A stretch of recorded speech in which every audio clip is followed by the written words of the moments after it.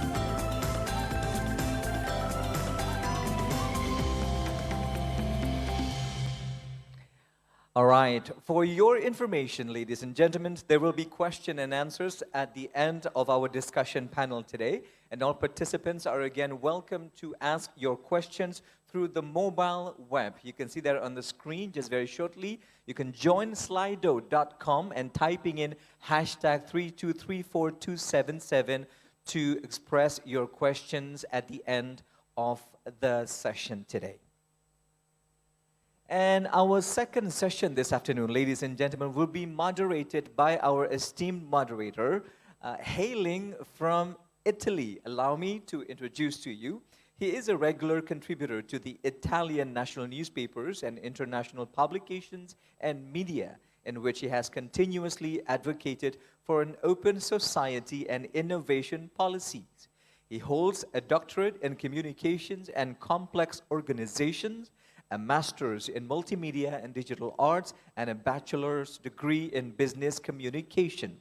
The founder and curiosity officer of Competere, Policies for Sustainable Development, a policy institute that performs analysis and advocacy to foster global trade, innovation, and resilient and sustainable supply chains. He serves as an adjunct professor in business administrations at Fox Schools of Business, Temple University of Philadelphia in 2015, and as adjunct professor in business administration at John Cabot University in Rome in 2008, and he served as visiting professor for the MPOB UKM Endowment Chair, the National University of Malaysia, or UKM, in 2021. And through his research work, he contributes to structured analysis of governments and business, analysis that are focused on understanding, managing, and solving complex situations through content that is timely and pragmatic with compelling messages. Ladies and gentlemen, already with me here on the stage, our very tall and very striking Italian moderator, Mr. Pietro Paganini.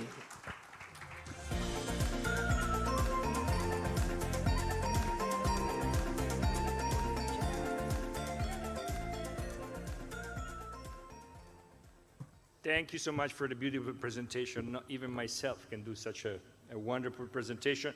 So actually, being a moderator should be a prestige and pride, but doing moderation after lunch is the worst thing that could ever happen. But it's even worse to be sitting there and try to be focused with what we are going to discuss today.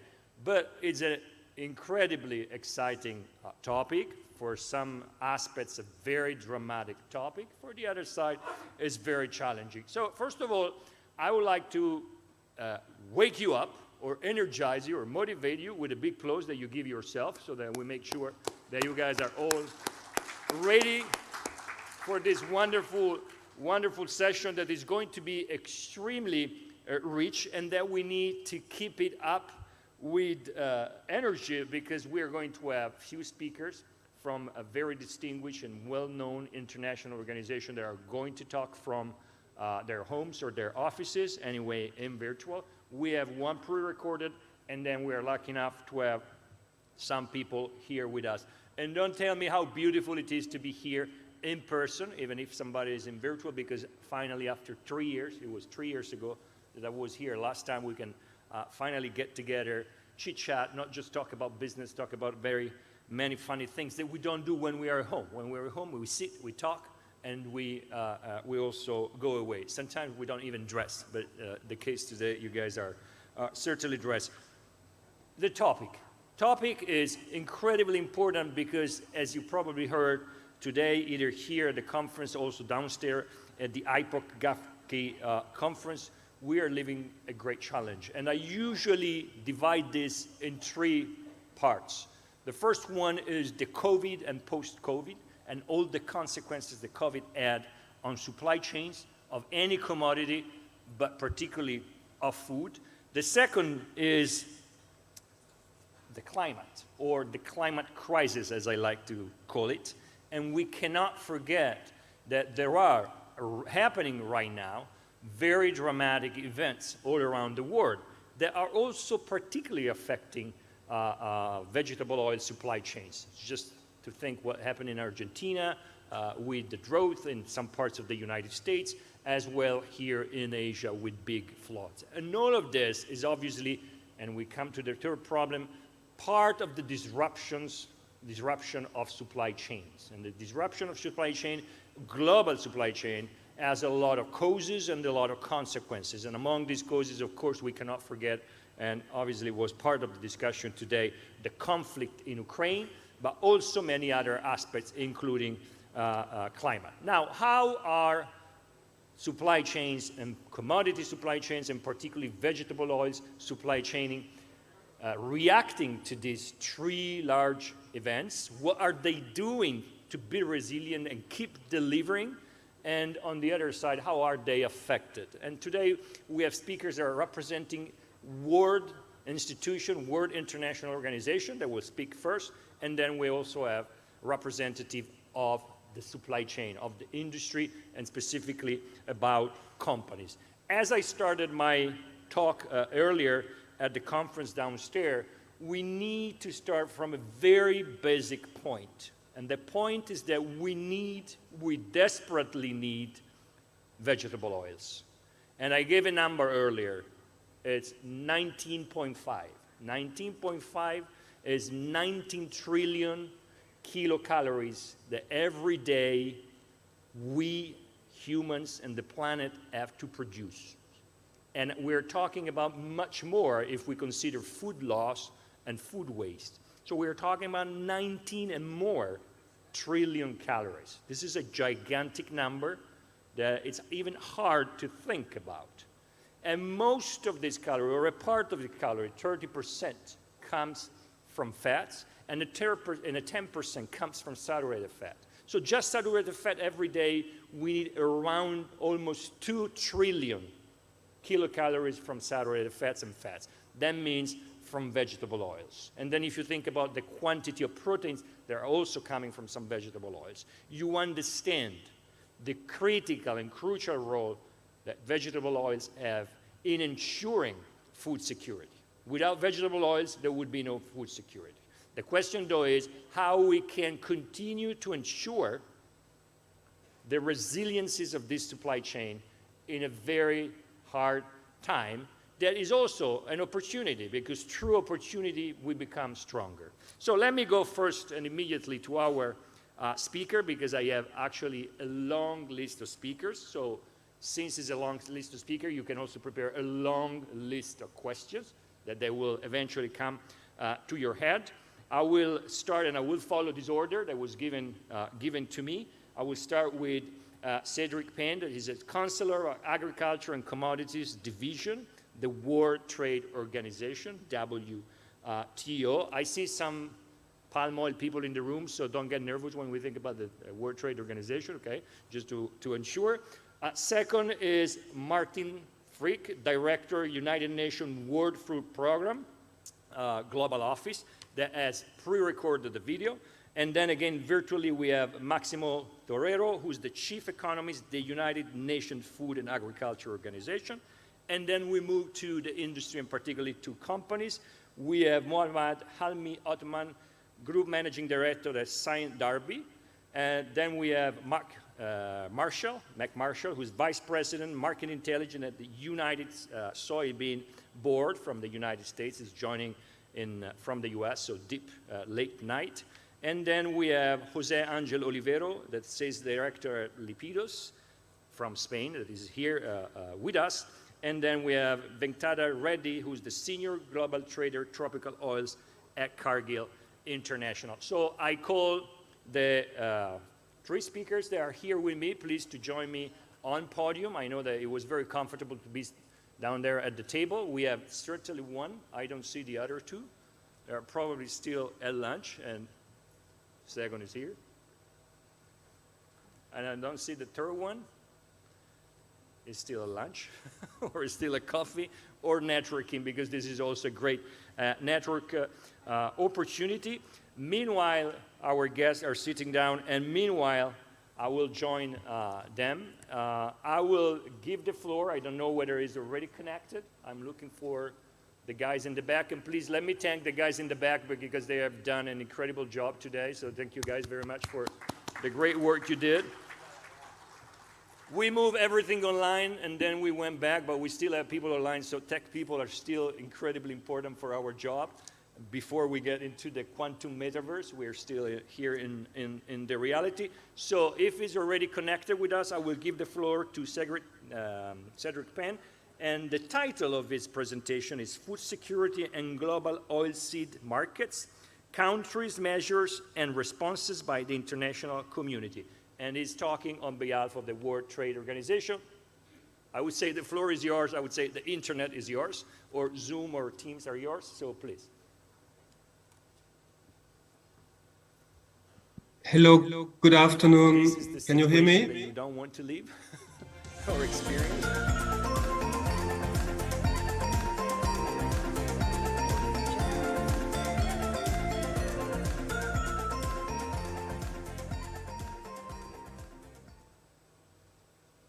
Oh, here you are. Can you hear us? Yes, I can. Can you hear me? Perfectly. Can you guys hear him? Wonderful. Let's give applause to him for being here with us. Thank you so much.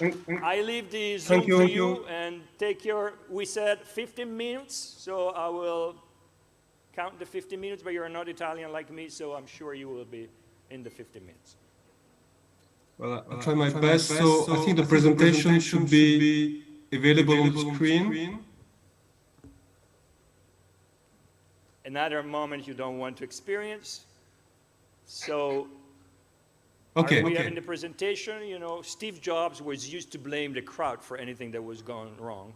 So if you want to tweet about the event, you can tweet. If you want to put a picture of me on Instagram, feel free to do so. Meanwhile, we're trying to run the presentation. Here we go. Okay, I can see it. Can you see it? Yes, perfect. Great. Okay, Thanks a lot, Pietro. I mean, it's a pleasure and a great honor to be here with you today, even if only virtually. So my presentation is going to set the scene mainly for the next presentations, I think, that will elaborate in more details on some of the elements I will introduce in my presentation. Next. So this very simple diagram summarizes the central role played by the oilseed complex in relation to food security, and it's well known by all of you. I mean, both grain and oilseeds partially compete for the use of land and are central for direct human consumption, for processed food, and for feed for meat production. They are also very important from an environmental perspective, as illustrated by the title of this conference, and for the energy system, obviously, as oilseeds are both a source of biofuel and energy is a key input for this production. In the last 10 years, oilseed exports increased by 70% to reach around 180 million tons in 2021. Vegetable exports increased by 30% to reach 80 million tons, and all meal reached around 80 million tons too, with an increase of 10%. Next. So here, let us now look quickly at the next decade. And here I use data coming from the OECD FAO latest agricultural outlook. Again, based on the key trends in overall population growth and increase of capita per use of vegetable oil, as well as intensification of animal production, the overall consumption of oilseed products is expected to continue growing, but at a lower rate than in previous decade. And this is illustrated in the figures for 1 and for 2.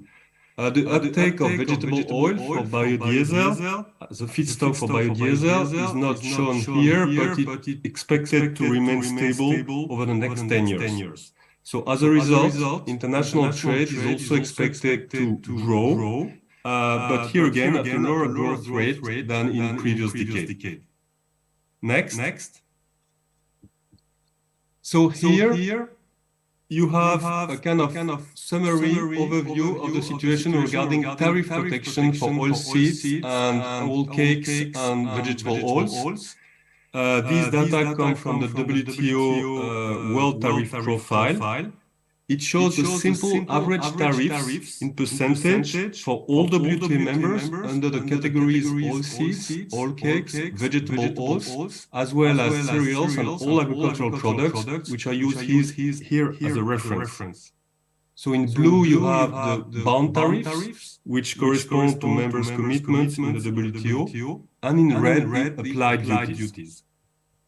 So this chart, of course, is very simplified because it puts together all members and all products, and this would deserve a more detailed analysis. However, what you can see from this chart is that oilseeds and oil cakes sector have rather lower applied duties than vegetable oils, as well as all agricultural products and cereal, despite the fact that the bound duties corresponding to WTO members' commitments are more or less at the same level. So here you see for oilseed you have 7.5, oil cake 6.10, and the other are around 14, 13, and 12% average point.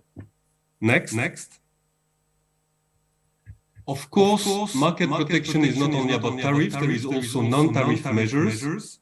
And here, the most noticeable developments in the WTO, and you alluded to it recently, and direct relevance for the oilseed sector, have been first the two disputes regarding measures concerning palm oil and oil palm crop-based biofuel in the EU, and concerns expressed recently regarding the EU carbon border adjustment mechanism and deforestation-free commodities, which were discussed in the Goods Council of the WTO recently and the Committee on Market Access. So I will not elaborate on these issues. I think another speaker will talk about it later, and I assume they are pretty well known here.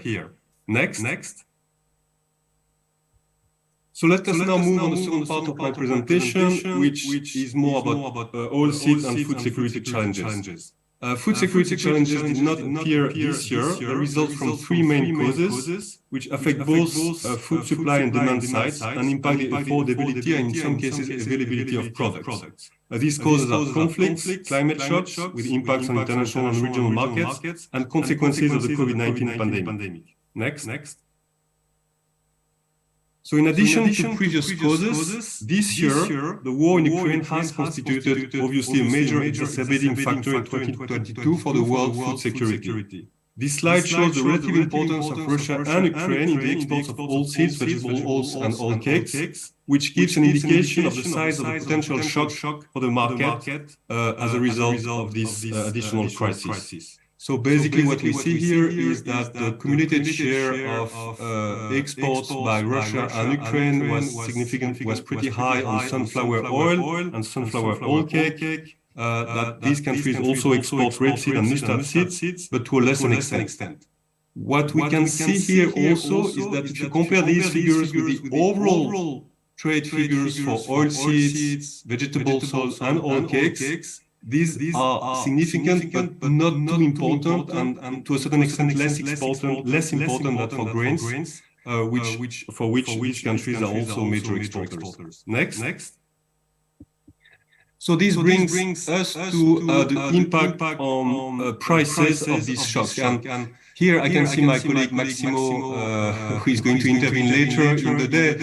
Many of my figures and data come from FAO, and I take this opportunity to thank the FAO and other institutions from which I took some of my data.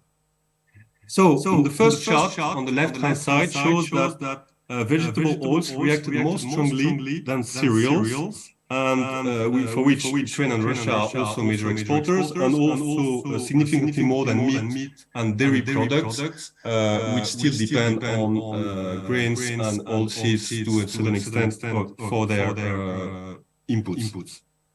The second chart, which also comes from FAO, shows that when you compare vegetable oils with oilseeds and oil cakes, you see that vegetable oils was also more reactive than the two other. And finally, on the right-hand side, and this chart is coming from the International Grain Council, comparing soybean prices and wheat prices, you see that in this case, soybean prices in green has been less volatile than wheat prices. And this is confirmed by the chart where you have volatility information, but I will not show these charts here for the sake of time. Next. Well, when you look at kind of more longer period to also compare with previous price shocks in 2007, 2008, and then 2010, 2011, you see that in the case of vegetable oil, the current crisis is stronger than what it was in previous cases, whereas for soybeans compared to wheat, you can see that we are more or less in the same order of magnitude as in 2007, 2008 and 2010, 2011. Next. Of course, when considering the food security crisis or situation, you should not look only at food market. You must also consider other factors, and first and foremost, energy prices. And we are also, of course, in a situation of energy price spike, especially natural gas, as illustrated by this chart by the World Bank on the left-hand side.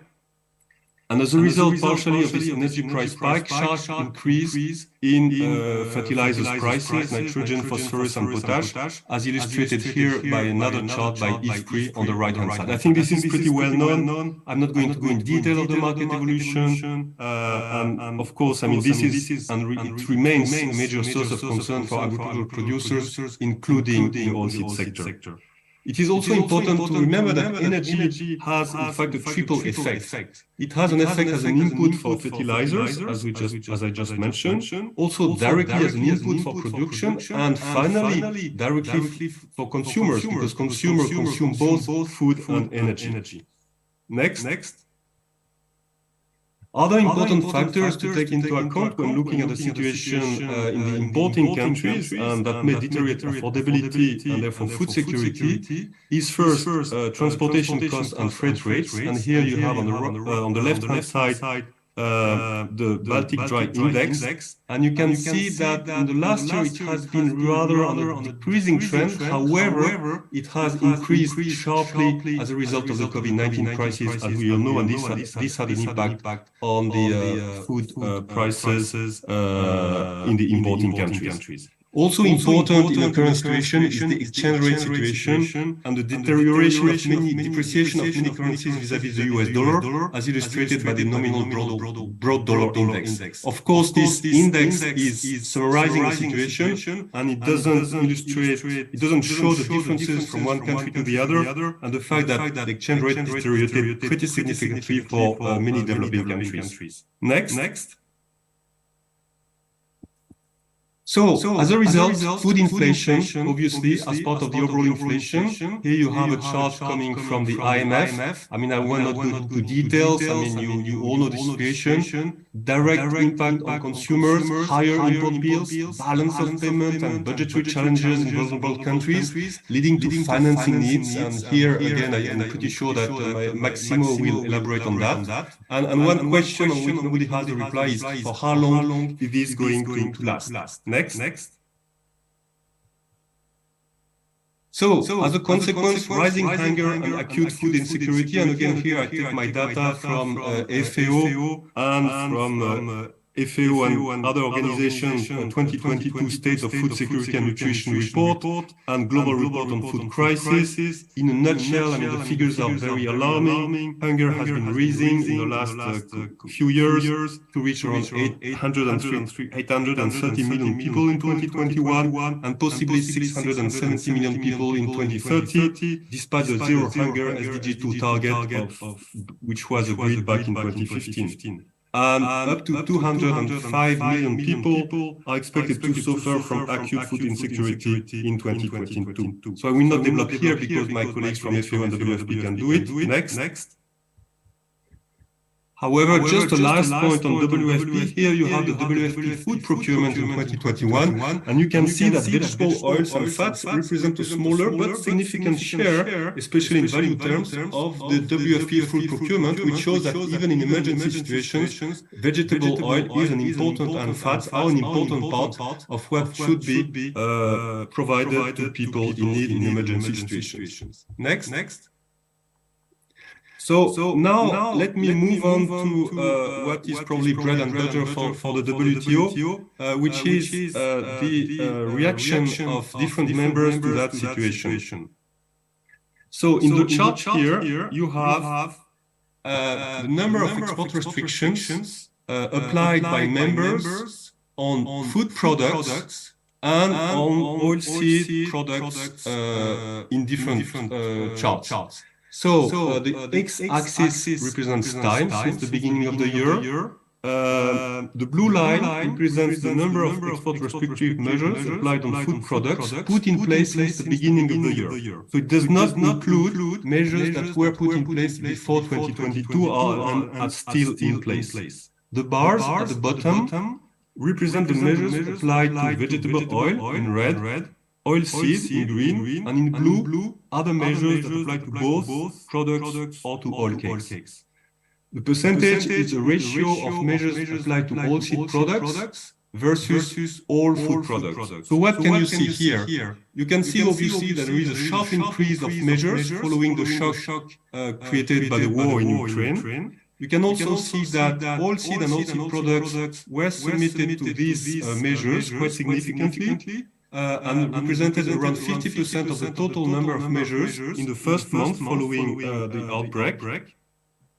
And then the number of measures applied to oilseed products kind of stabilized or slightly decreased, whereas other measures clearly increased. And now we are in a situation where, as of today, we have around 14, according to the calculation by the WTO, we have 14 measures applied to oilseed products out of a little bit less than 50 measures for all food products, representing around 30% of total measures.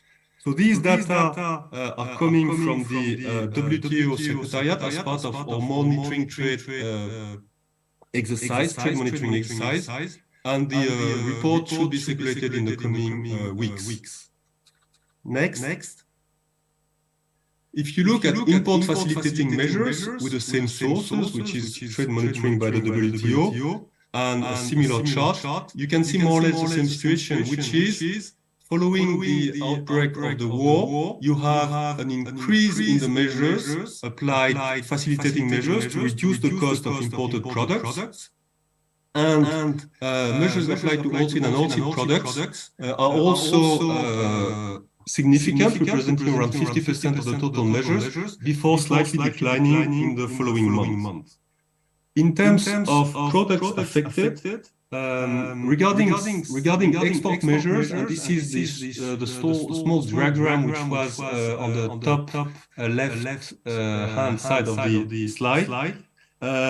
For export restrictions, the main part was for sunflower, followed by soybean and palm. And for import facilitating measures, most of them are applied, I would say, across the board, so there is no specific product. And then you have soybean and palm to a lesser extent. Next.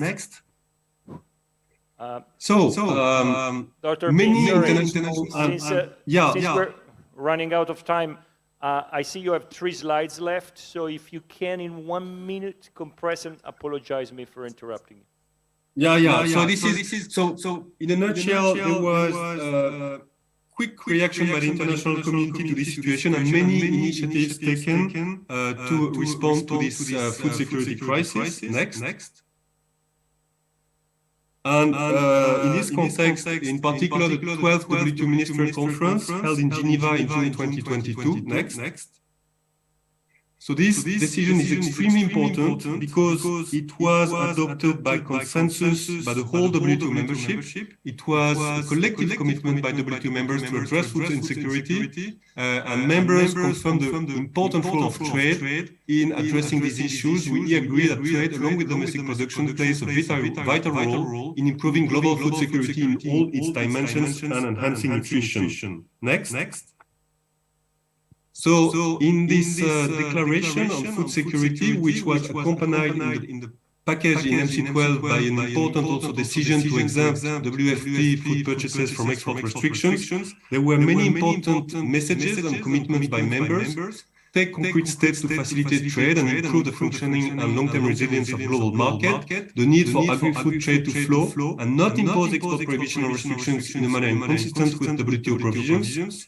Limit emergency measures to the extent possible, and these measures should be temporary, targeted, and transparent.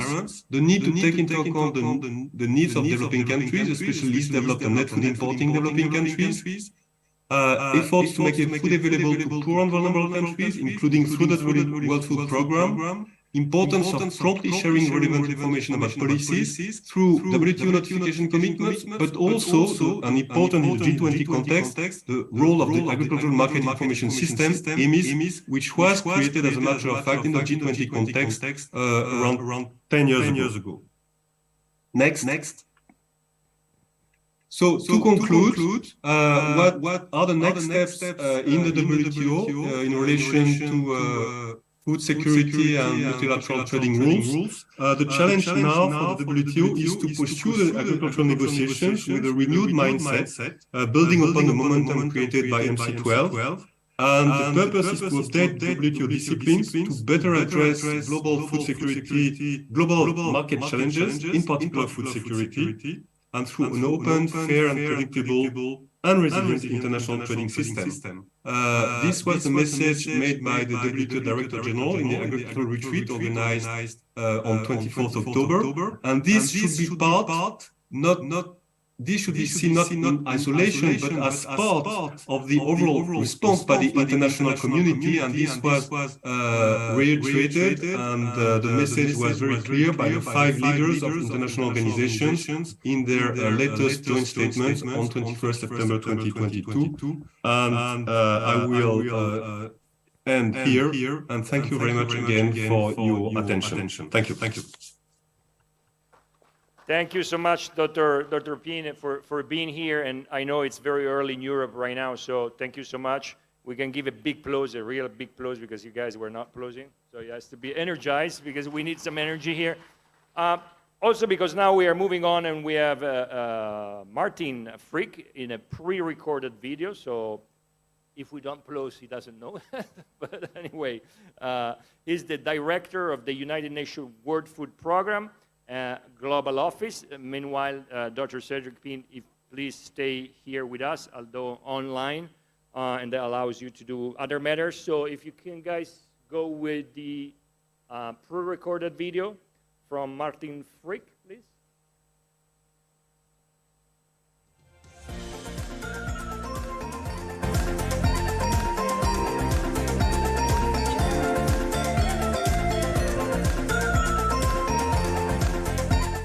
Ladies and gentlemen, I'm happy to speak to you here at the G20 Vegetable Oil Conference.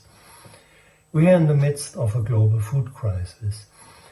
And already almost a year ago, in December last year, we spoke about the biggest humanitarian crisis since the Second World War. And this obviously was before a single shot was fired in Ukraine, before Russia attacked the neighboring Ukraine. 2019, before the COVID pandemic, we had roughly 135 million people in acute food insecurity.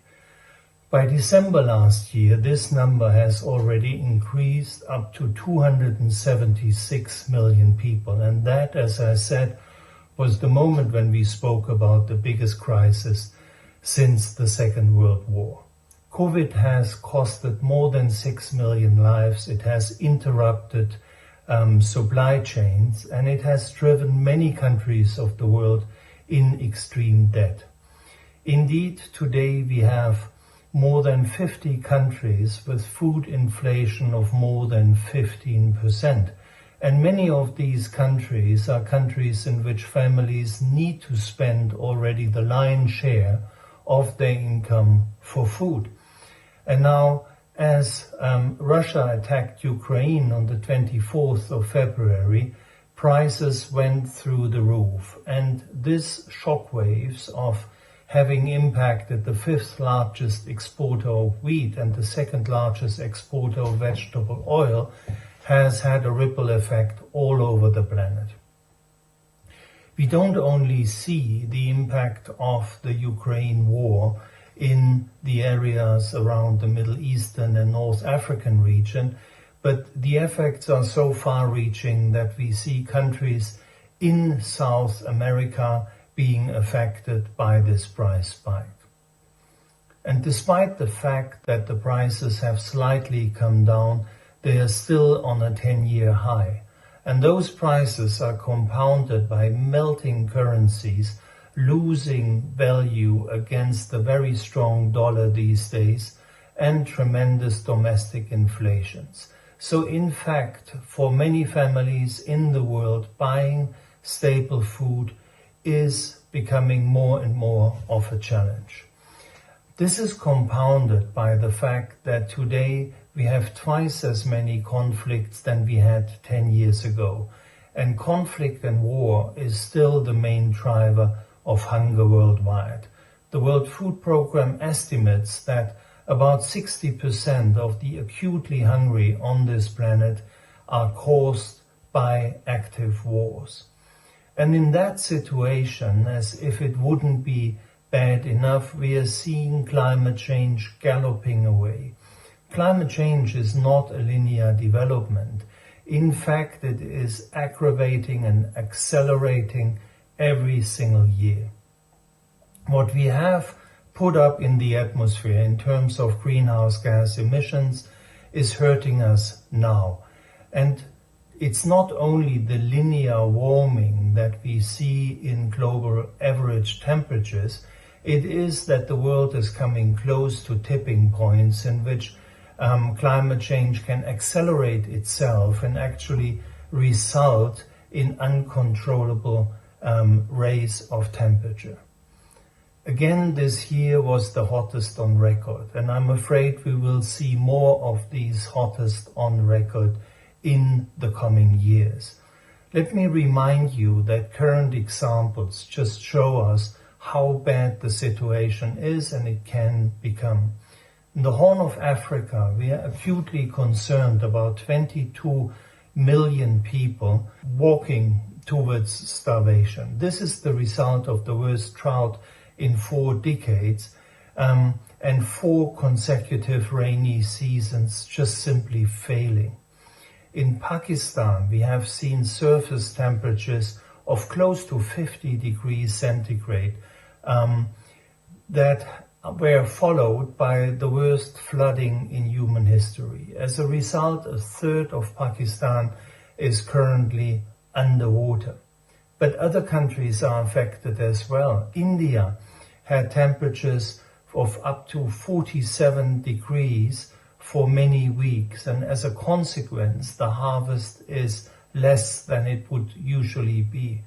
Basically, all of the northern hemisphere has faced tremendous heat waves over the last month, also impacting global production.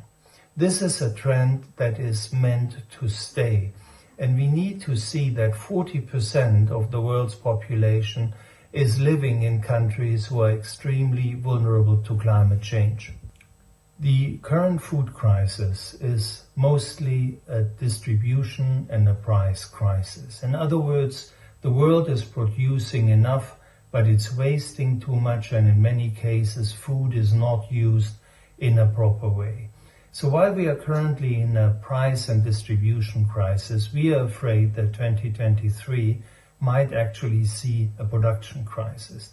Fertilizer prices are very high, so are energy prices, and transport and distribution might become a challenge next year. As said, climate change is not going to stop next year, and so we will see more extreme weather events, more droughts, more floods, more heat waves.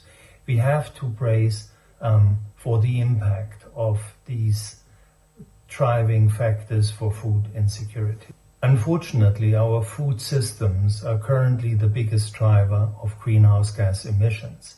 In fact, if we consider all of the food system worldwide, we are looking into a little bit less than 40% of all greenhouse gas emissions. So in producing food, we don't only have to be mindful about the impact climate change is having and will have on global food production, but we also need to unleash the potential to reduce greenhouse gas emission from agricultural production, or in many cases, indeed, make food systems a solution for climate change. Because in the climate change problem, the loss of arable land, the loss of soils, deforestations are massive drivers of global greenhouse gas emissions and thus of a warming climate. But we can reverse this process. We can reforest land that has been lost. And importantly, we can restore soils lost for agricultural production. This is in fact what WFP does, for example, in Sahelian countries. By bringing back vegetation, by planting trees that are of use for farmers, and by working in agroforestry systems, we are not only providing an income source for farmers by making land available again for agriculture, we are also providing a climate solution. Because fertile soils are soils rich in carbon. And the climate problem, obviously, is having too much carbon in the atmosphere, while we are not having enough carbon in the soils. So I'm saying that also with respect to oil production, vegetable oil production worldwide. For too long, vegetable oil was produced on surfaces that were cleared for agricultural production, but then have lost their productivity within a very short period of time. These lost soils can and should and must be brought back into agricultural production. From January last year to today, WFP has purchased vegetable oil for about $450 million. 2/3 of it sunflower, 1/3 of it palm oil. And when we are purchasing palm oil, we are placing a high focus on local and sustainable production. In fact, WFP has managed in the recent months to procure about 50% of our food locally in order to support local producers and local markets. When it comes to palm oil, we are committed to purchase palm oil from 100% sustainable sources in order to avoid further deforestation and degradation of land. Let me speak at the end about nutrition. I opened this conversation by talking to you about the 345 million people who are acutely food insecure today. That doesn't mean that all the rest of humanity is well fed. In reality, about 4 billion people worldwide are suffering from micronutrient deficits. And this is important because in the first 1,000 days, for example, of the life of a child, many important decisions are taken for the future of this child. A lack of nutrients can not only impact the child in that situation acutely, it can also mean that this child cannot develop to its full potential. This is why when we are purchasing vegetable oil, we ensure that by a standard procedure, this vegetable oil is enriched. So in conclusion, I want to emphasize that we need to look at the interconnected crises as what they are, interconnected. It's not only that we are having currently a hunger crisis, we are also having a nutrition crisis. This is connected to a global climate crisis, to the loss of arable lands, to the loss of biodiversity.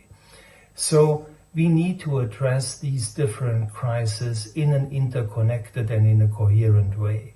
We need to look at food as a system. We need to address all of the root causes of food insecurity, and we need to unleash in our production of food also the potential to restore natural capital, to bring carbon back into the soils, to work in ways that work for biodiversity. Because in the end, if we are not able to address these interconnected crises in a coherent way, we will see more misery on this planet, more hunger, more extreme poverty, which we can and we should solve. Thank you very much. Thank you so much.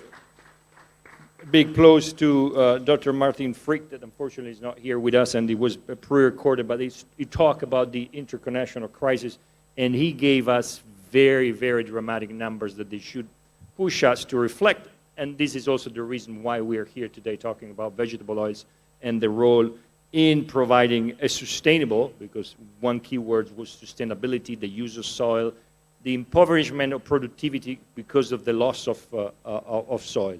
Unfortunately, we are running out of time, as usual, so I have to move very fast, and we have with us Maximo Torrero, that is virtually connected as Chief Economist at the United Nations Food and Agriculture Organization. So we have the World Trade Organization, WF, World Food Program, and now we move to the FAO with a 15-minute talk. I hope he's already connected with us. And then finally, after Dr. Torrero, that will leave us immediately after his talk because he has a previous commitment, we are here on stage. So we've been joined by our guests. So if the guys in the back are ready, we go live now with Dr. Torrero.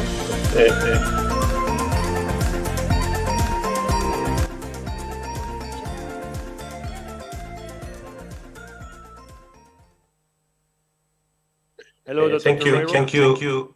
Hi, how are you? Thank you for the invitation to discuss the topic of resilience with you this afternoon. As we have heard already, recent shocks have created significant impacts on food security. It started even before COVID-19. It was increased substantially with the COVID-19 pandemic, and then the war in Ukraine has exacerbated even more the situation since then. In my presentation, I will provide some market background information to illustrate the risks, and then I will discuss the various aspects of resilience and conclude a number of recommendations to address them. Next, please. Next slide, please.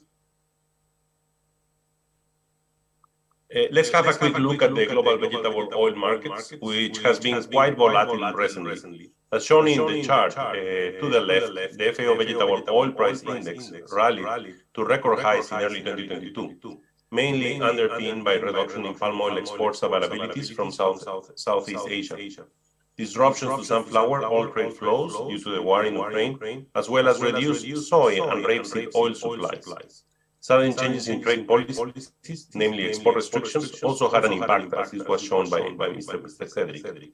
Importers faced sharply higher costs and had reduced their consumption in many cases. Also, producers had to face multiple challenges, such as rising input prices, logistics difficulties, and labor issues due to pandemic and shortage of storage capacity. In recent months, international prices fell markedly, largely due to demand rationing, easing in export measures from Indonesia, and prospects of production recovery in the coming season. Going forward, there are numerous uncertainties facing the vegetable oil sector, and these include weather conditions affecting production conditions, the war in Ukraine and associated production and logistical risks, and of course, the input costs, the fertilizers. If we compare today, even though they have fallen in the last couple of weeks substantially, they are still 2.5 times higher than in 2000. And that has, of course, created higher production costs because of what is happening in the fertilizer and the energy market. And finally, the global economic recessions that will affect vegetable oil demand and national biodiesel blending policies. Next slide, please. As shown in the left-hand chart, over the next decade, production of vegetable oil is projected to grow by 16%. After constantly growing for many years, the share of palm oil in total vegetable oil production is expected to remain at around 36%. Trade projections for the next decade foresee the share of palm oil in total vegetable oils exports to remain stable as well. Long-term stresses such as weather events due to climate change, natural resource degradation, and conflicts are potentially straining the sector's resilience to shocks. As you can see in the image on the right, our simulation analysis indicates a wide potential range of vegetable oil prices in the coming decade, as is shown by the different colors following the line. An extreme event that will cause the price to fall even outside these color areas occurs with a probability of 40% at least once during the projection period. Therefore, policy investments and innovation to strengthen resilience are critical for the sector. And that's why we are referring that in this specifically case, given the risk and uncertainty that we face, we need to think differently in how we handle this type of commodities. Next, please. Resilience capacity, in general, is the ability of individuals, households, communities, cities, institutions, systems, and societies to anticipate, prevent, absorb, and adapt and transform when faced with a wide range of shocks while maintaining an acceptable level of functioning, without compromising long-term prospects and for sustainable development, peace and security, human rights, and well-being for all. Agricultural value chain resilience, in particular, is the capacity of a value chain to continue and develop in the provision of food security and other services in face of disturbances through the preparation for response to and recovery from unexpected shocks, the avoidance of tipping points and adaptation to ongoing change. The dependency of agricultural on natural economic conditions means continuous variability in this will have an effect on agricultural supply chains. Resilience typically focuses on supply-side shocks. Demand-side shocks are also possible and indeed very prominent during the COVID-19 pandemic. Shocks may spill over from the agri-food sector into related industries with consequences for employment, income, and growth. The increasing interconnectedness of agriculture also means that shocks can spread quickly from sectors such as energy, shipping, finance, and agri-food systems.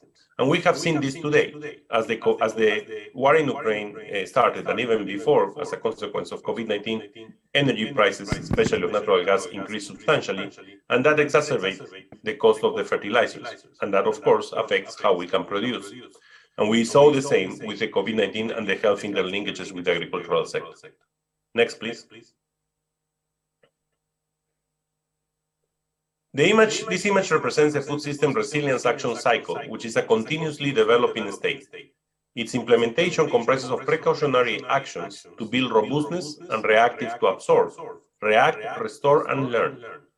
Strengthening resilience is a continuous process and a moving target as supply chains evolve and new threats emerge. Building resilience will involve understanding who are the key stakeholders, better preparedness for and robustness against eventual shocks, which will allow their negative effects to be reverted or absorbed, and supply chain functionality to be maintained as much as possible. Support for rapid recovery from shocks, including support to affected populations.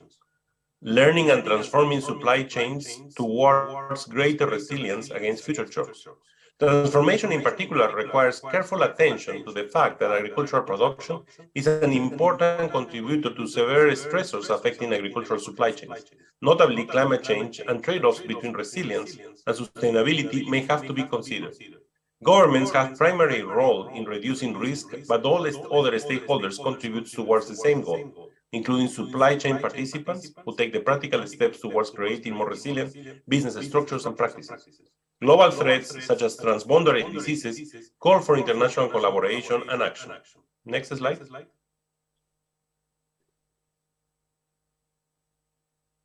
Next, please.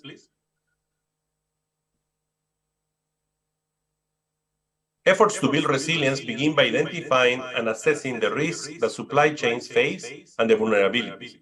In addition, it is essential to undertake resilience capacity assessments at national and firm level. It is also important to address underlying stresses such as droughts, pests, diseases, storms, and irregular weather patterns resulting from climate change.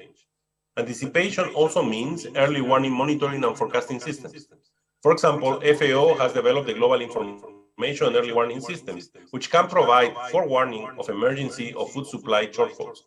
At the same time, the Agricultural Market Information System, the AMIS, which was developed by the G20 of France, enhances the transparency of markets and helps ensure effective policy responses to avoid crises. Also, the FAO Food Crisis Intelligence Coordination Unit, the FCC's ICU, or its emergency prevention system, EMPRES, will help to increase the capacity of having early warning systems in place. Today, FAO is working with 12 early warning systems, and we're trying also to bring them together in a composite index. Even if the onset of a shock cannot be anticipated, advanced knowledge of its likely impacts can be useful and help in taking mitigating actions.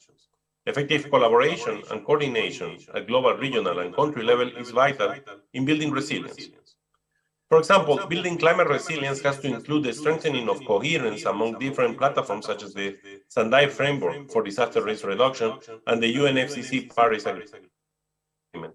Together with collaboration and coordination, knowledge generation, information sharing, and transparency are essential to strengthen resilience. Early warning, the implementation of strict preventive measures, experience and lessons from concerned countries and investments into research and development are critical in strengthening resilience. Finally, when possible, resilience should be built into the system. For example, improving the implementation of on-farm biosecurity measures can help to prevent the control of disease outbreaks and to facilitate rapid and adequate emergency responses. Next, please. Some risks can be identified even if specific instances cannot be predicted. These risks can be targeted with measures to reduce or eliminate them where technically and economically possible. Prevention refers to measures to avoid the negative impacts of shocks by eliminating risk completely or, where that is not possible, by reducing the exposure and vulnerability. For instance, plant breeding can develop varieties more resistant to drought disease, thereby reducing vulnerability. So that will be preventive measures. Meteorological and geophysical risks cannot normally be prevented, although exposure and vulnerability to their effects can be reduced. Dams and embankments can help to reduce vulnerability to flood risk, for example, and longer-term actions for climate change adaptation and mitigation can reduce but not eliminate the risk of extreme weather events and vulnerability. Some supply chain shocks can be predicted, and if justified, actions taken to enhance resilience against them. Droughts, for example, are slow onset, and measures can be put in place to enhance resilience and provide social protection. In addition, improving farming efficiency through training, education, and extension services can help farmers to cope with shocks. Another important dimension to prevent the negative impact of shocks includes trade-promoting measures to improve resilience of global agricultural markets, as well as the development and expansion of the insurance. And for that, significant work needs to be done with the reinsurance companies. Next. Absorption refers to the ability of the supply chain and its participants to maintain their normal functions and outputs in the short run in spite of disruptions and damage to input and output flows and supply chains investments and infrastructure. Supply chain activities may be sufficiently robust to anticipate and accommodate some risks. Explicit allowances can be made in the design of disaster-proof critical infrastructure, and networks and governments have a role in protecting this. Minor shocks are often absorbed through spreading the risk across the different outputs, storage, savings, or informal risk transfers, such as family support. More significant shocks may require more formal risk transfer mechanisms, including index insurance and also index insurance combined with traditional index insurance. Government actions to provide inter alia access to short-term and emergency finance and credit to allow productive activities to continue is often essential. In addition, social protection measures can help more vulnerable households absorb and adapt to shocks. If shocks cannot be withstood, then rebalancing between supply chain elements such as trade and shocks and stocks can quickly compensate for shortfalls in supply. Enhancing resilience through international trade requires that trade can flow without hindrance of effective trade rules to ensure this. Establishing fallback options through redundancy, where the critical supply chain elements are duplicated, may be relevant when continuity in functioning has very high priority. However, this type of investments requires careful assessments of the trade-offs between the cost and the benefits involved. Redundancy can also be introduced through keeping excess stock throughout the supply chain. The possibility of rebalancing relies on the elements of diversity through supply chains beginning with the product mix in primary production. Diversification in product, input supply, markets, and trade is a key attribute for supply chain resilience. However, like redundancy, supply chain diversity can be costly and can involve trade-offs with efficiency, and we need to take those into account. Next. Agricultural supply chain business must be agile in adapting their structures and business models to change circumstances by diversification of upstream supply channels and downstream sales channels. For example, through adoption of more resilient farming systems or applications of digitalization, e-commerce, e-procurement, many businesses, including small and medium-sized enterprises, successfully made these adjustments to secure their survival in fact of the challenges in the COVID-19 pandemic. E-commerce became a huge mechanism to increase resilience and to allow to operate and to respond to these needs. New technologies emphasize the sustainable management and use of natural capital efficient water management, for example, and climate smartness.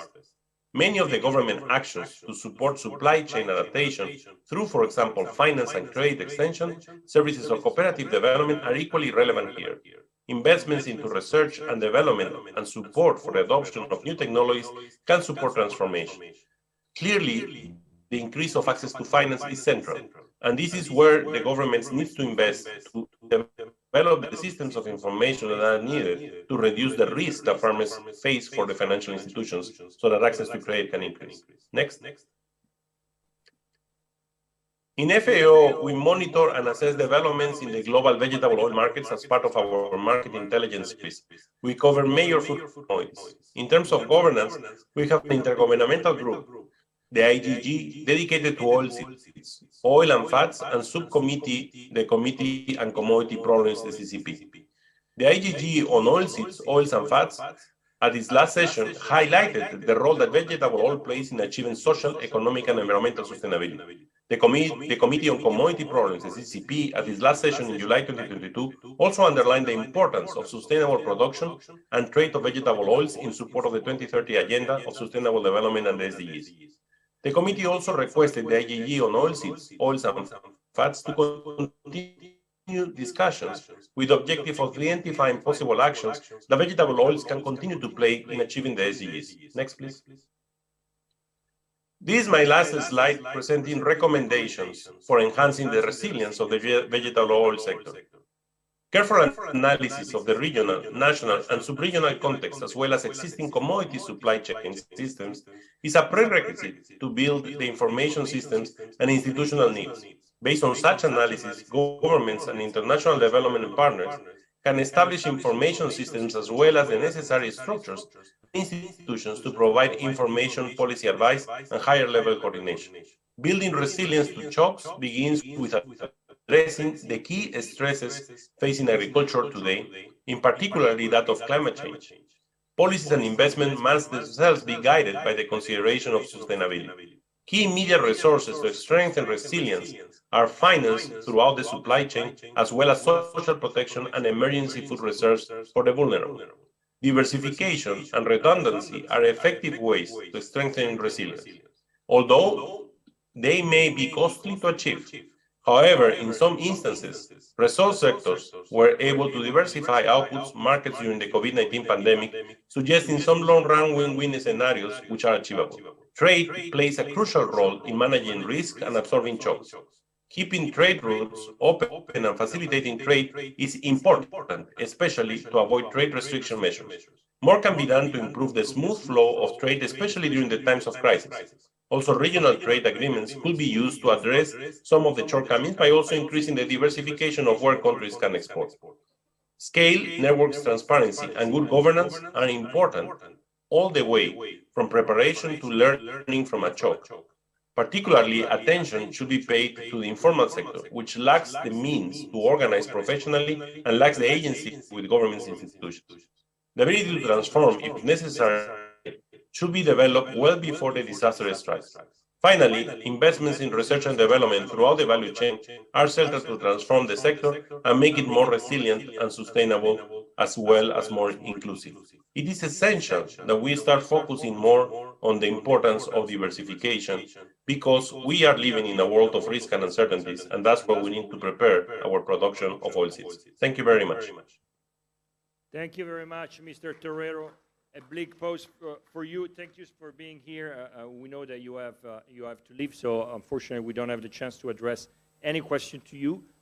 So I have to move on, and we're here finally on the stage, and it's good because Mr. Torrero has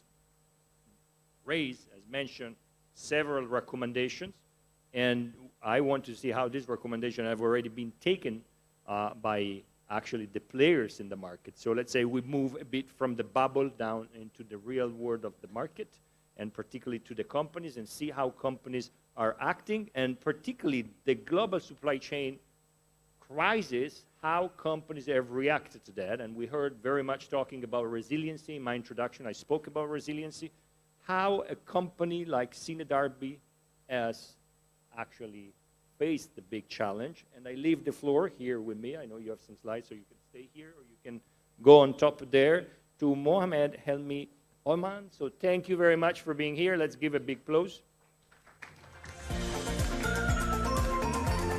Big player, big producer. Let's see if you can deliver big answers. Thank you very much. Bismillahirrahmanirrahim. Assalamualaikum warahmatullahi ta'ala wabarakatuh. And a very, very good afternoon. Selamat siang, Bapak-Bapak, Ibu-Ibu.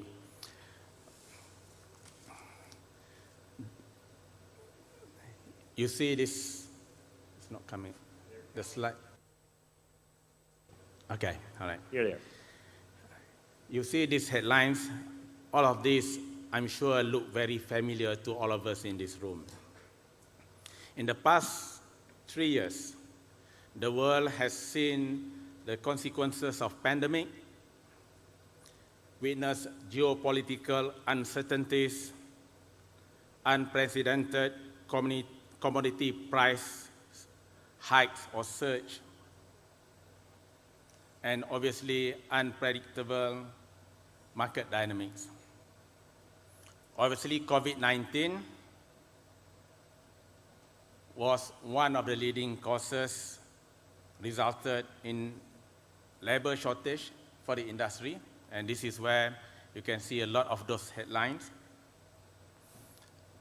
Food security crisis. At the same time, we have demand for higher food standards in terms of safety, quality, and requirements, ever-changing requirements of the regulations when it comes to food safety, and in particular for palm oil.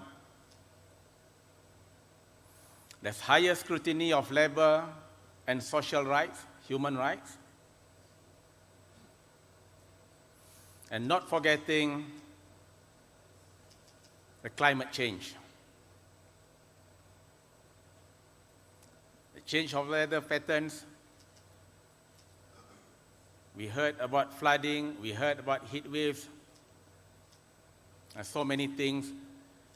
And what it means, to summarize, it is very uncertain. We are living in a very uncertain, very volatile world.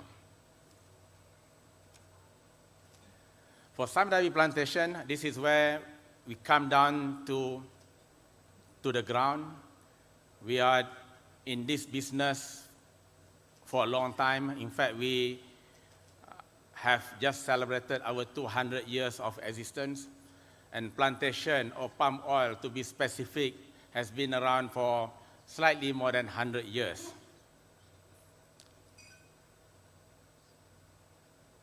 How do we face these challenges? That's a key question. Like it or not, we know the population growth will still be there, and it's expected to go up to 9 billion, 10 billion going forward. And what does it mean? It means there will be more people requiring more food.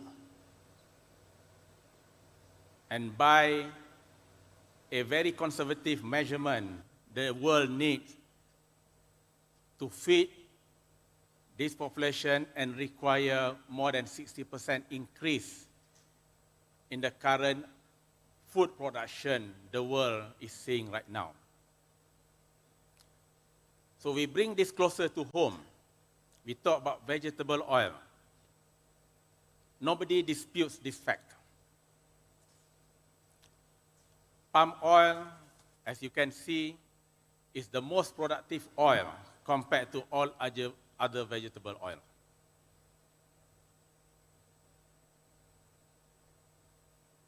But at the same time, we have opportunities to even increase the productivity that we can get from oil palm, which is giving palm oil on per hectare basis. And this is where, for us in Samdavi plantation, and we heard just now about the importance of R&D, and you can't innovate, you can't go into all these problems to find solutions without spending or without putting resources into R&D. And for Samdavi plantation, the work started way back about 15 years ago when we embarked on this journey to find, we have been working on better planting materials all this while, but in 2007, we started this project, what we call Quantum Leap, to really go beyond the norm, how we can actually produce a much better seeds or planting material. Fast forward to 2019, we were successful in this genome project, and we planted the first genome select materials in 2019. And so far, the results has shown this material gives 15% more oil to bunch ratio, and it gives 50% in a good condition, higher yield. This is in the coastal area, flat area where you have high water table. We are planting this in all our replant in Malaysia right now. And I was informed by my R&D head in Indonesia yesterday or this morning that we will bring this genome select material to Indonesia in 2025. So, ladies and gentlemen, if you think about it, if we can produce 10% more or 20% more of oil on a per hectare basis, what it means is Indonesia has got 16 million hectares planted, I believe. Malaysia has got 6 million hectares. Combine the two, it's 22 million. If we can find a material, we can plant all this high-yielding material, whether it's 10% or 20%, it means we do not need to find another 10 or 20% higher, bigger land area to feed the world. Another part of plantation, those who are in plantation actually very familiar with this. This is a very, very labor-intensive business or operation. Although I may be talking in the context of Malaysia, because as you know, Malaysia depends on migrant workers. About 80% of the workers in plantation are coming from outside of Malaysia. But even in Indonesia, and I know for a fact, for Sime Darby in Indonesia, there are certain locations where we are having shortage of labor now in Kalimantan, in some parts of Kalimantan or even in Sumatra. So there's no other way to increase productivity, and productivity is measured by one person covering how many hectares. And the target for Sime Darby plantation, you can see there in the bubble right on the top bottom, right bottom, from where we were, 11 hectares per person, we are targeting to get to 17.5, which means about close to 60% higher efficiency of higher productivity per worker. Obviously, this cannot be done by doing business as usual. You need to invest in innovations. And invest we did for the best part of maybe 10, 15 years. But the last 2, 3 years, because of COVID, we accelerated this innovation. You heard the saying, never waste a good crisis, and this is one of them. It's not easy, but unless we embark on this, there'll be failures along the way. We have to accept that. You move on, you pick up the pieces, and soon enough, you will find the solutions. So in our plantation in Malaysia, and it's coming to Indonesia very soon, you will see all these new innovations using drones to do spraying, using machines to spray in areas in the past where machines cannot go, or even one of the hardest activities is actually collecting loose fruits. I've not thought about cutting the fruits yet because that is still very much work in progress. We created our digital department 3 years ago. We formed our robotics unit more than a year ago. And it's unthinkable for this to happen if not because of COVID.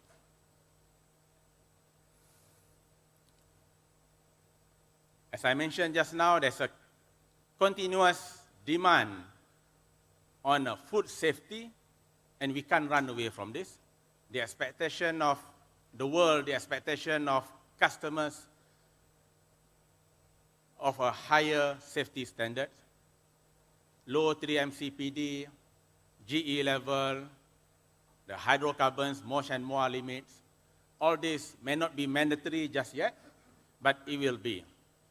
So unless the industry takes this on board and start looking at how to increase the level of safety standards, the world we know is only moving one way. There are work that needs to be done. There's a perception, rightly or wrongly, that needs to be corrected. But unless the industry itself changes and embrace this, we will not go very far.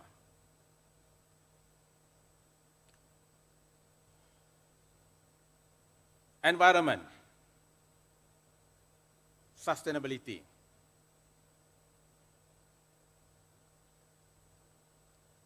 Samdavi Plantation was one of the founding members of RSPO. Obviously, we strongly believe in this. We had set the standards of sustainability when sustainability was not even in fashion yet. We were the first one back in the 1980s that started zero burning technique, when zero burning technique was not there first at that point of time. But of course, it wasn't called sustainability, it's called best practices. But again, with climate change,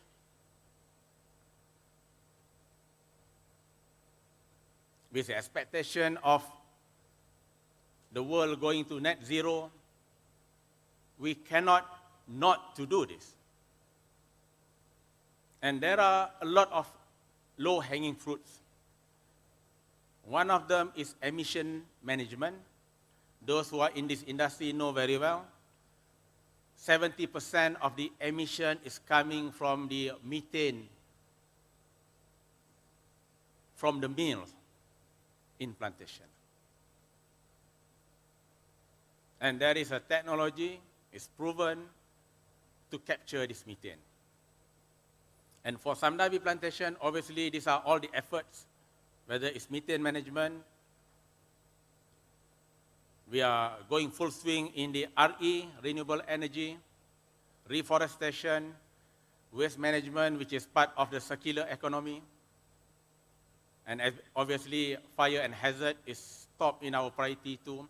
And our commitment is to cut our greenhouse gas by 50% by 2030.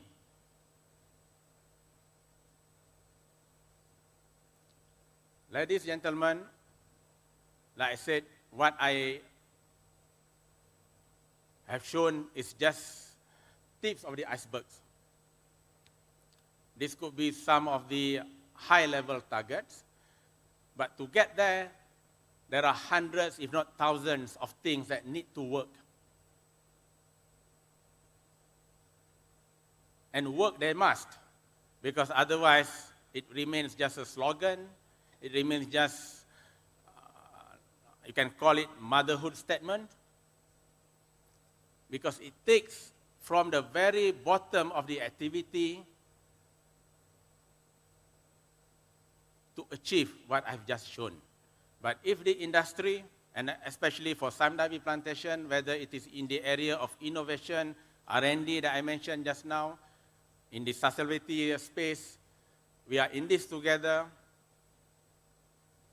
and we work on it with like-minded partners. There are a lot of them out there. There are also a lot naysayers out there. And I'm sure the journey that we embark on will be very satisfying. No doubt it's very challenging. No doubt it's actually very tough at times, but we can do that. With that, thank you very much. Terima kasih, Dato' Muhammad. Thank you very much for the inspiration words, particularly in the past, the last statement and remarks, but very important, the focus that you place on innovation and how even a very traditional industry like the palm oil supply chain can be and has to work to be innovative and innovate. And exactly this morning downstairs we were talking about how to increment the productivity of the industry of palm oil, since we are in the country of palm oil, but this is a vegetable oils conference. We also have directly from the United States, we have Mac Marshall, who's the Vice President Market Intelligence at the United States Soybean Board, that will explain how the soy and soy oil industry and supply chain have reacted to the crisis that we have lived in the past, experienced in the past 2 years. So if Mac is here with us directly from the United States, where it's probably late night.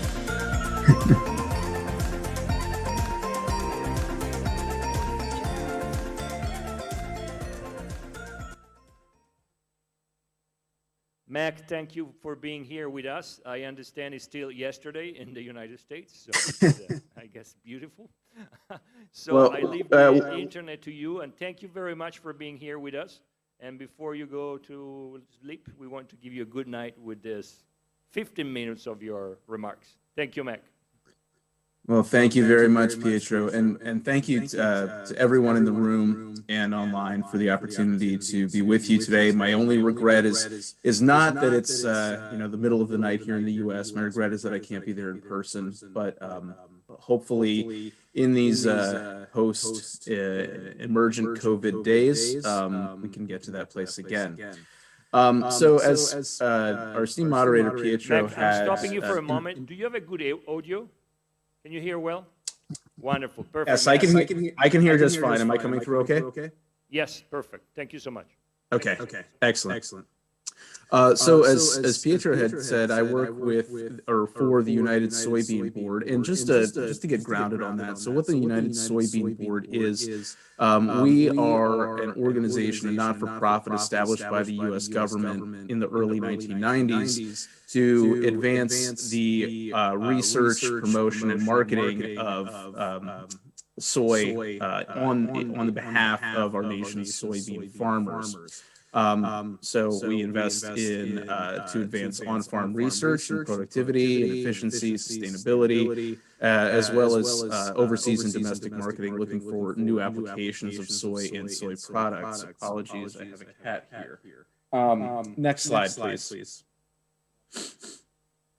So I think just to tee off, because we've had some really great remarks from our colleagues at FAO, at WTO, and of course, the World Food Program. I wanted to give some context for where U.S. soy sits, really in terms of global production. So right now, the United States is the second largest producer of whole soybeans. We trail only Brazil, but that ranking has had a bit of an inflection point over the last decade as Brazil has been able to expand its area under cultivation and produce more and more soybeans. But in the U.S., we, of course, still maintain relatively efficient productivity on a relatively fixed land base. And I'll get into that in a second. Next slide, please.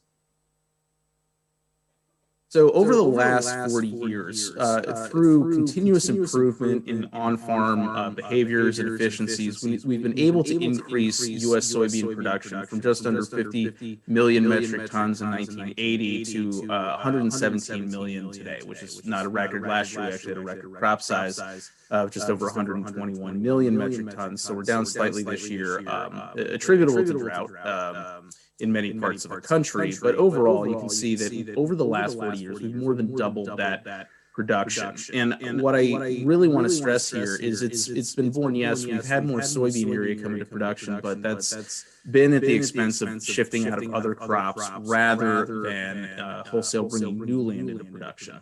Next slide, please. And you can see that illustrated here. So in the U.S., our systems of cultivation, our 5 largest crops by sown area are corn, soybeans, wheat, sorghum, and cotton.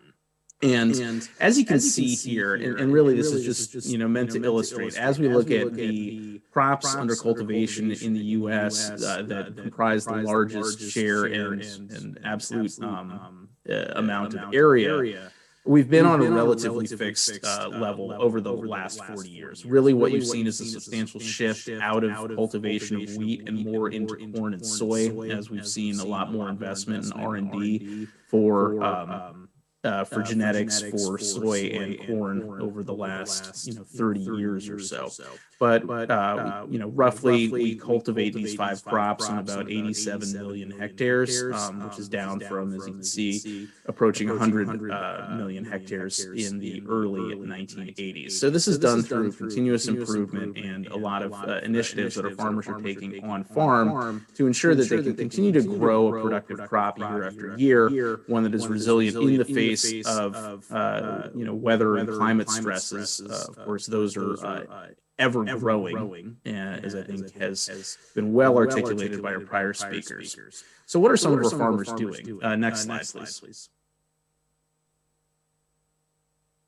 So in terms of advancing sustainable production, that staggering increase in overall production from, more than doubling, I think it's up to 140% relative to where we were in 1980. We've also adopted a much more significantly sustainable profile. An analysis of production practices and outcomes of U.S. soybean farmers, looking, at a whole panel from 1980 to 2020, is we've seen that on a productivity basis. So this is really managing and looking at both the input side and the output side. We've reduced soil erosion by 34% per bushel produced, decreased energy consumption by nearly 50%.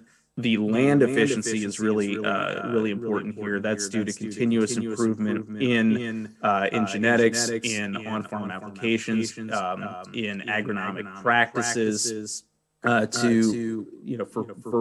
per unit of production, whether you're talking bushels or tons in the case of metric, we dropped land use by nearly 50% on an output basis. And then lastly, fewer emissions, 43% per bushel produced. Now, a lot of this is just happening, well, it doesn't just happen, I should say.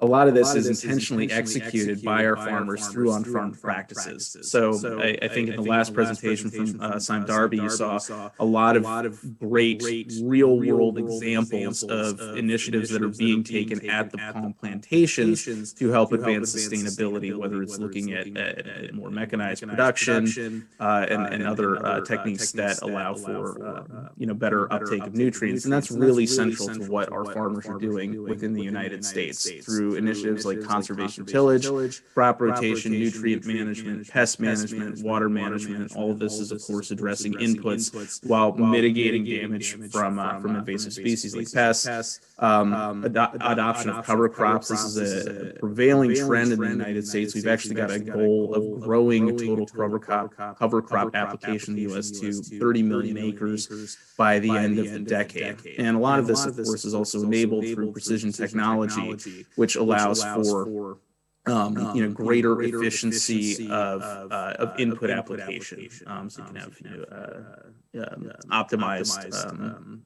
optimized recommendations for nutrient application as well as crop protection products. One thing I want to call out there is that crop rotation piece. Now, crop rotation is, of course, something that has been central to production agriculture for millennia.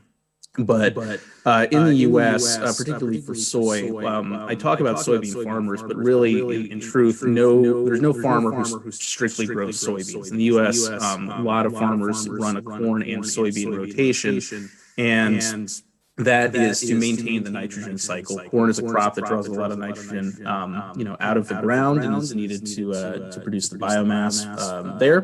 And soybeans are as a legume or a nitrogen fixing crop, which help bring nitrogen in from the atmosphere, fix it into the soil, and help retain it for corn. So you can run that corn soy rotation, which is more agronomically sound.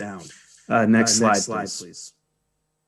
Now, production, I think, is really important, but that's not really the whole story. So we've had a focus here, obviously, on sustainable vegetable oil production and its role in the international marketplace and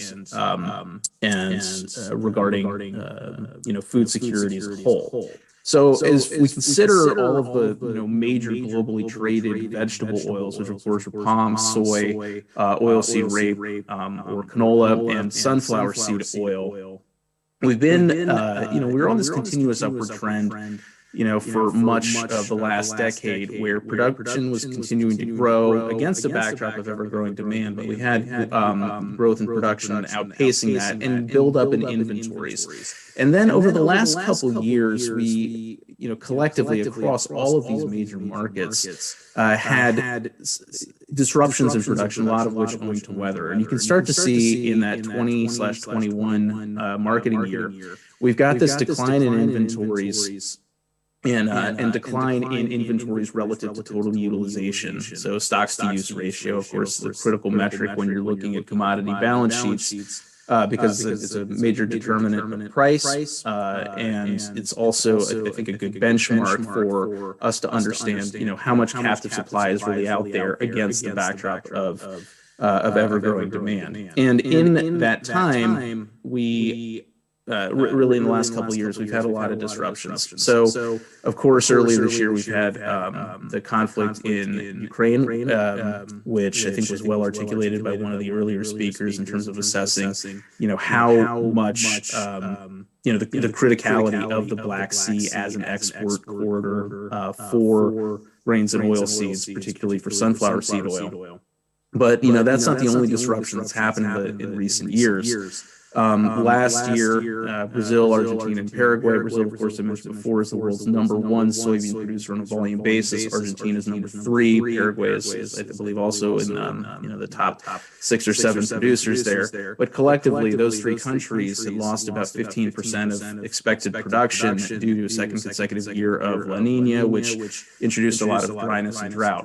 Additionally, last year in Canada, the world's largest canola producer, suffered a tremendous amount of heat. Canola, of course, is a cold weather crop, and that took a lot of volume out of production. And then if we go back even further to that 2021 marketing year, that's when the European Union, Russia, and Brazil were all experiencing shorter crops in the sunflower seed market. And of course, all this is against the backdrop of some of the disruptions that we've seen from COVID in the palm industry. It was certainly referenced in the earlier presentation about the declining availability of plantation workers due to COVID restrictions. Obviously, that has an adverse impact on yields and harvest potential.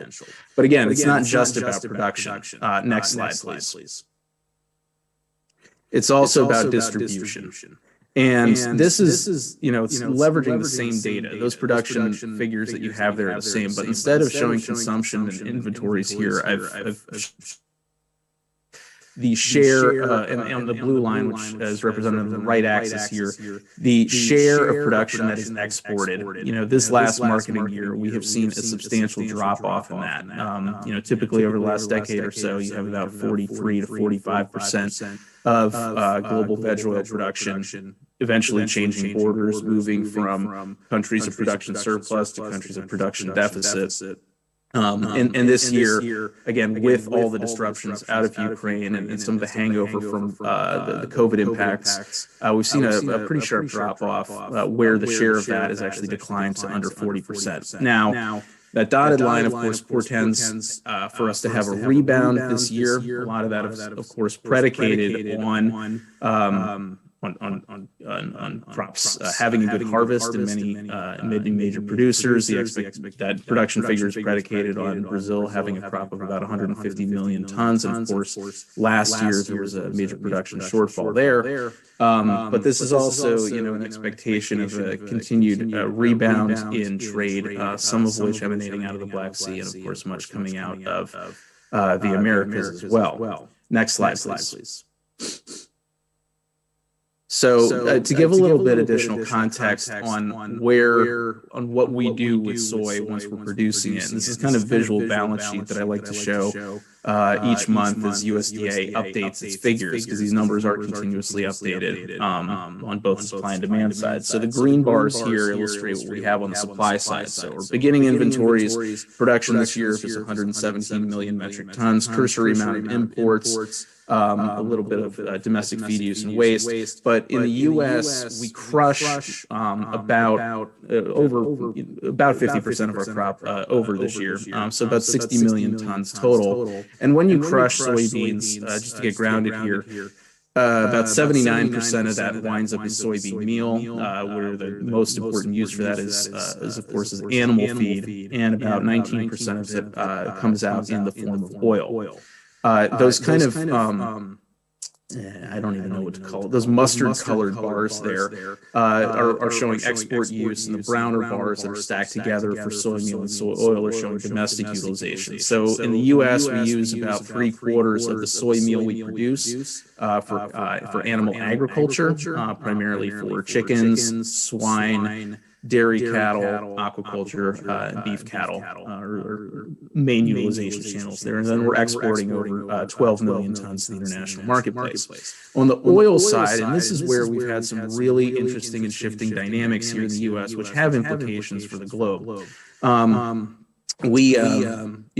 Domestic food utilization is still our top use here, and that of course is not just direct human consumption, but also as an ingredient that flows into many consumer packaged goods, which then make their way around the world. But an emerging trend that we have here is increased use of soybean oil for biofuels. Now, the U.S. has had a biofuels program in place. Really for at a national policy level for the last 15 years or so, starting in the mid-2000s, but less commercially viable biodiesel has been in the marketplace since the 1990s. But now we're seeing a new wave and push towards decarbonization efforts led by the state of California that are encouraging increased use and production of biofuels, specifically renewable diesel, which is different from traditional biodiesel. A lot of major oilseed producers, Indonesia is certainly one of them, Brazil, European Union, Argentina, all have biofuels policies that are drawing upon biofood sources to flow in there. And so in the U.S., as we've had this surge towards, increased use of or investment in the renewable diesel space, it's exciting because it means that soybean oil gets to play a role in our decarbonization efforts. Next slide, please. And I think it's really important to remember where it all fits together. One of the earlier speakers had, when talking about energy, had talked about how there's kind of a triple effect of energy in that when you have energy prices, rise significantly, it impacts fertilizer, it impacts producers, and it impacts consumers. Because energy really flows through everything. So as we think about what soy can contribute to the world, and as we think about the challenges that we have in the 21st century, food security is of course paramount. But food security doesn't just derive from producing more. It also derives from having efficient means of distributing that production, again, from countries and areas of deficit, of surplus to those of deficit.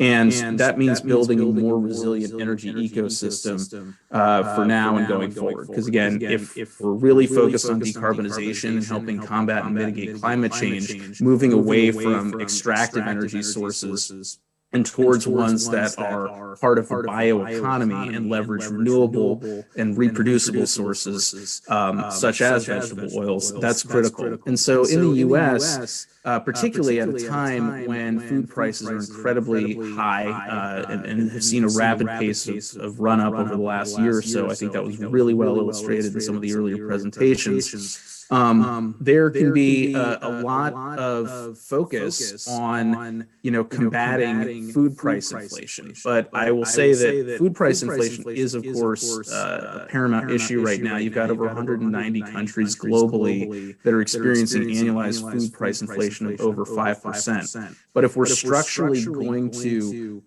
combat climate change, ensure increased food security, and a more stable and diversified energy future, it really means looking at both food needs and fuel needs. So in the U.S., again, soy, you're using it to produce oil and meal. Really, we're a meal seed that produces oil as well. Again, you crush soybeans, you get 4 times as much meal as you do oil typically. But some of that is shifting. We're having processors who are looking to extract more oil. I'm just wrapping up here. But as we're expanding capacity in the U.S. for crush to produce more oil, what that means is we're going to have increased availability of soy meal, which again is a critical input for animal protein production domestically and globally, be it chickens, swine, fish, of course. These are pictures from aquaculture facilities in Southeast Asia. And then I just want to go to my last slide here. Just to put it all together. Only 30 seconds because we are very running out of time. Thank you, Mac. Absolutely. And that's part of how we look at addressing our enterprise vision on the final slide here, the pyramid slide. that shows what our vision is for USB, and that is to partner to develop and advance sustainable soy solutions for every life, every day. And sustainable soy solutions isn't just food, it isn't just fuel, it isn't just fibers, really putting it all together and building a more resilient ecosystem that can help combat these really significant challenges that we have in the 21st century. So with that, I'll close my comments and come back during the questions and answers. Thank you very much. Thank you, Mike. We do hope to get questions. Please, a big applause, particularly for being up so late in the night, and your cat wants to go to bed, as we can see. Last two remarks that we have, so let me give the floor to Jose. He's such a friend that I call him Jose. So Jose Olivero, that is here from Spain. So the floor is yours. And Jose has been working in Spain, one of the largest, actually the largest importer of refined oil in Spain. And Jose has been a strong advocate of palm oil in Europe. And he's going to talk about protectionism, and particularly European protectionism toward vegetable oil. The floor is yours.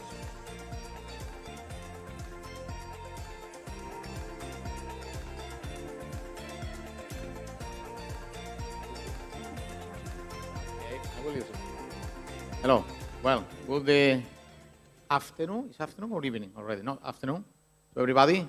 Thank you very much to the organizers for inviting me to this event.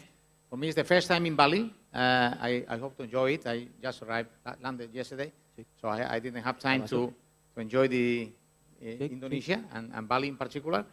But I would like to really thank you for coming here, for staying here and listening to my presentation. And I'm here to talk about a little bit, to give you the European perspective on the oils and fats sector, in particular palm oil. And I'm going to make a little emphasis on the protectionism. I was asked to talk about this. And then let's go immediately to, I want to, first of all, because many of you will not know who is Lipsa. So Lipsa is the company I work for. I will talk about Lipsa a little bit after. Then the protectionism.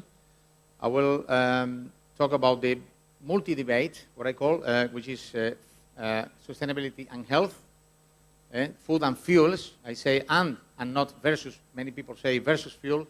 I think we need oils and fats for both applications, to feed people, but also to fuel us. And then also about fundamentals and sentimentals. And I want also to explain to you how the European Union works, because many of you are not from Europe, and or most of you are not from Europe, and probably you don't know how the decisions are made in Europe.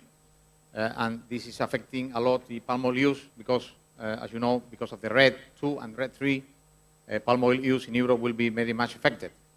Then there are two initiatives by the European Commission that are now in trialogue. I will explain later what is a trialogue, but it's about imported deforestation and forced labor. And finally, I'll give you my conclusions. So who's Lipsa? Lipsa is a family-owned company. We refine and further process vegetable fats. We have two refineries. In one of them, we do just vegetable fats, primarily palm oil, but also other oils and fats. Next year it will be our 50th anniversary. So I'm very happy to be in the company already more than half of the time of the company being in the market, because next year will be my 27th year working for Lipsa. So I will go a little fast because in the very beginning, because I know Mr. Competere, Mr. Pietro Paganini will call me when I'm running out of time. We have basically two refineries. The one in Barcelona is the one working for the food sector, and the one in Huelva is working for the pretreatment of feedstocks for the biofuel industry. Everything that I will tell you here is my personal opinion, okay? Many of you will agree, many of you will not agree. I'm here to criticize a little bit the sector in a positive way, when trying to help. I am pro-palm, not anti-palm, so, but if you don't like my opinion, as Groucho Marx said, I have many others. So, okay, I have other opinions if you like. Obviously, I don't have 100% of the information, so I might be wrong. And obviously, to be right is not always. We can be right or wrong. About protectionism, I think we all are protective to ourselves. So myself, I try to protect myself, my family first, and then my friends, my neighbors, and my country. So I don't get surprised if Europe wants to defend their oils and fats. And basically what is happening with the palm oil in Europe is that obviously it's a foreign produced oil, and obviously the European Union consumers prefer to use the locally produced oils. So as you can read here, in Spain, the best wine is ours, and for the Italians, is theirs, and for French also. And obviously the olive oil, the best one is ours. So we try to defend in Spain our olive oil. In Europe, they defend butter, sunflower oil, and rapeseed oil.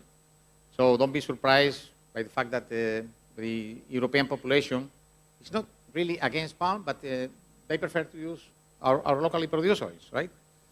So the debate here, sustainability and health, is two different debates, because in the north of Europe, the people focus more on sustainability issues, not much in health issues, in the health topic. We in the south, Italians, Spanish, French people, we are looking more to the health topic and not that much in sustainability. We use oils for food, biofuels, oleochemicals, and animal feed, okay? Not everything today is sustainable, but we are working towards sustainability 100%. In the biofuel sector, you know that it's mandatory, but it's not mandatory in the other three sectors. So with the new due diligence on imported deforestation and forced labor, we are obviously going to accomplish the 100% of the oil used in Europe being sustainable, maybe not by the RSPO standard, but by the European Union standard. Why health, nutrition, and food safety is badly perceived in Europe, in the south of Europe? Mainly because of mainly four topics, which are palmitic acid, which is being linked to cancer, saturated contents of palm oil, the 3-MCPD and glycidol ester, and the MOS and MOA. So these are four topics that we need to deal with them, because they are giving a bad perception of palm oil in Europe, especially in the south, for it's affecting our health, and we need to change the perception of the consumers, because, in my opinion, the perception is wrong, okay? So we have the scientific evidence. In order to prove it, we lack communication. So the palm oil sector, in my opinion, is not giving the right communication to the consumer. And of course, we need promotion. We need to promote our product, which is palm oil.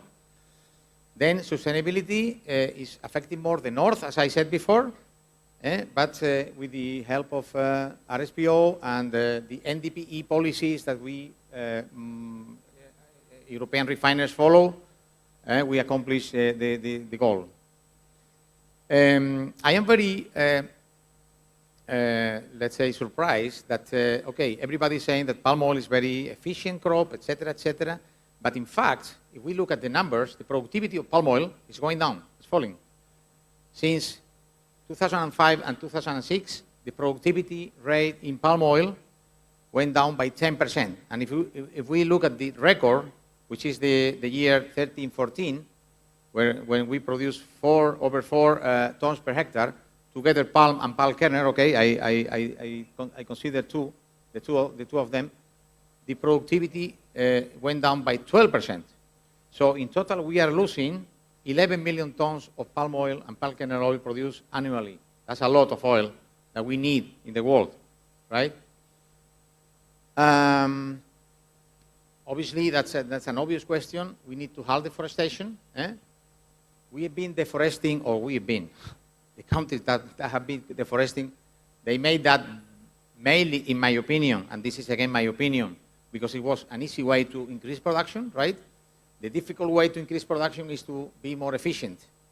We haven't worked enough in increasing productivity, but in increasing acreage, which is basically this acreage came from deforested land or from high conservation value land.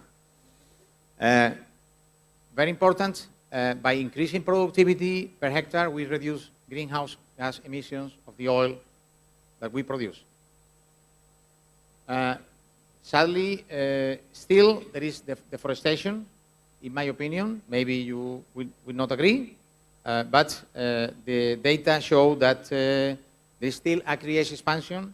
Most of this acreage expansion is happening in Indonesia, 2.5 million hectares in the last 5 years, whereas the total in the palm oil sector has been 3 million hectares. So it shows that Indonesia is the main driver, probably, of deforestation in the palm oil sector. We all need the oils for food, but also for fuel, because we need to transport goods, we need to transport ourselves, we need to fly, we need to transport in vessels the different oils and fats that we produce, and also not only the oils and fats, but also the grains. And we are going to be 9.7 million people in 2050, and obviously we need to feed everyone and fuel everyone. Basically, very rapidly, the world production and consumption went up by slightly over 2% in the last 6 years, average, but this rate is slowing down and must slow down. Currently, we use over 240 million tons. In 2030, we will need 280, 290, and in 2050, we will need 410 at the current growing rate, right? But I think, in my opinion, this is overestimated.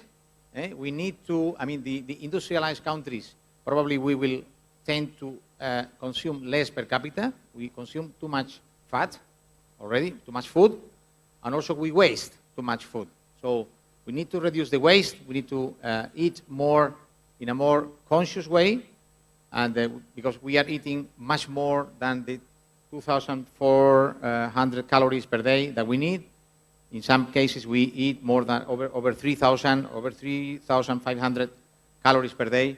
So this rate needs to be reduced. Also, in the biodiesel sector, despite it is growing and it will grow in the coming years, especially in Europe, in my opinion, and probably in other territories like in Indonesia, will go down long term. If we look at the 2050, the biodiesel consumption will probably fall because of the synthetic fuel that is coming, the more efficient cars, and the electrification of the cars. And also, I don't know if you know, but in 2035, the combustion cars in Europe will not be able to be sold. I think also in the US. The palm oil consumption, very sadly, is also coming down in Europe, both for biodiesel and food use. Sorry, I wrote it in Spanish. Alimentación humana is food use, right? So the consumption is falling. If you consider that for biodiesel there's going to be a phase out, we are going to remain with the food use and a little bit of feed use and oleochemicals, and you are going to see a big fall in production. I hear many times that palm oil is very efficient, and the crop, despite we have La Niña, we have a strong La Niña, right, for the last 2 years, and the production should be going up. Always in the past, when we had a La Niña, the production was going up. But we see that in Indonesia, for instance, this year, we have data until August, the production is falling, 2 million tons. In Malaysia, it's stagnated. So what growth? I don't see that. We have this La Nina, very strong for the last 2 years, probably the strongest La Nina we have ever seen in history or since we measure it. After La Nina, we have El Niño, maybe in 2 years, in 1 or 2 years. What is going to happen with yields? Is production going to fall strongly? We don't know. Initiatives, very fast. European Union is working on the, on the RED III. RED III is a part of the Green Deal. Okay, we aim reducing the GHG emissions. So the future, let's talk about the future, not the past, because the past is already over. Let's talk about the future, the RED III. How the European Union works. We have 3 basic institutions in the European Union. The Commission, the European Commission, is the one that proposed the laws to the Council and to the Parliament. The Parliament is voting, and the Council is also voting in a different way, but at the end, they have to meet to get the 3 institutions together. They form what is called a trialogue, and this trialogue is already in its way for the RED III, and they are going to decide what is going to happen with the future of the biofuel consumption or usage in Europe. You know that there is going to be a gradual phase out of palm oil, but this gradual phase out of palm oil, in fact, de facto is a total phase out, because most of the countries in Europe are phasing out palm oil already. So very soon, in 1 year, 2 years, you will see that the fall of palm oil use in biofuels will be dramatic. Palm oil is a high risk feedstock. Most probably soy will be also, and it's not definitive yet, but most probably will be like this. As you see, this is a list of the European countries that have already banned palm oil for biofuels, and some others have not yet banned, but the petroleum companies don't want to use any palm. So it's a de facto phase out. These are the proposals. Instead of a percentage of incorporation, so far we aim the 14% incorporation of biofuels in fuel. We go to a reduction of GHG emissions, 13%, which is representing probably more than 20% of physical incorporation in percentage. This is the main factor that is going to affect the markets in the future. Also, not only that, but for sustainable aviation fuel, there will be a mandate from 2025, 2%, but to be raised to 63% in 2050, including 28% of synthetic biofuels. If anyone is interested in knowing what is a synthetic biofuel, please let me know later, or ask later in the question and answer session. Also, there is a maritime mandate. So 2% of the maritime fuel will have to be biofuel, and 75% in 2050. I don't know where so many feedstocks are going to come from. Very fastly, other initiatives, imported deforestation, forced labor is coming into place as well, not only for palm, but also for all imported goods into Europe, cocoa, coffee, soy, etc. Europe is the 3rd customer of the palm oil sector. However, you are despising Europe. I heard many times, I don't care about Europe. You should care. It's the 3rd market. So if in my company, I despise my 3rd customer, I am fired for my company. So I think you should have taken more care about Europe in the past. It's probably a little bit too late, but it's never too late. So still for the food sector, you can do something. You can still do some promotion and try to compensate the fall in the biofuel sector. And also, not only that, Europe is the largest consumer of sustainable palm oil in the world. So, finally, my conclusions. Consumption of palm oil in Europe is coming down, food and biofuel. The imported deforestation initiative will strongly affect the palm oil business in Europe. We will not be able to import physically from deforested land. The productivity of palm oil is falling despite of La Niña. What's going on? When El Niño comes, what's going to happen? You are despising Europe. You shouldn't. I think, in my opinion, you will have to look into other markets, and if you go to other markets, then it will be at the expense of price. And we see now what's happening with the price of palm oil. It's much lower, record lower versus other oils and fats. You need to promote palm oil. It's not a spend, it's an investment. Okay? Consider it an investment. It will bring you a benefit later on. The palm oil sector is $90 to $100 billion sector. Don't tell me, please, that you don't have the money to invest in promotion, right? Better communication. Use an internationally well-known person to do that.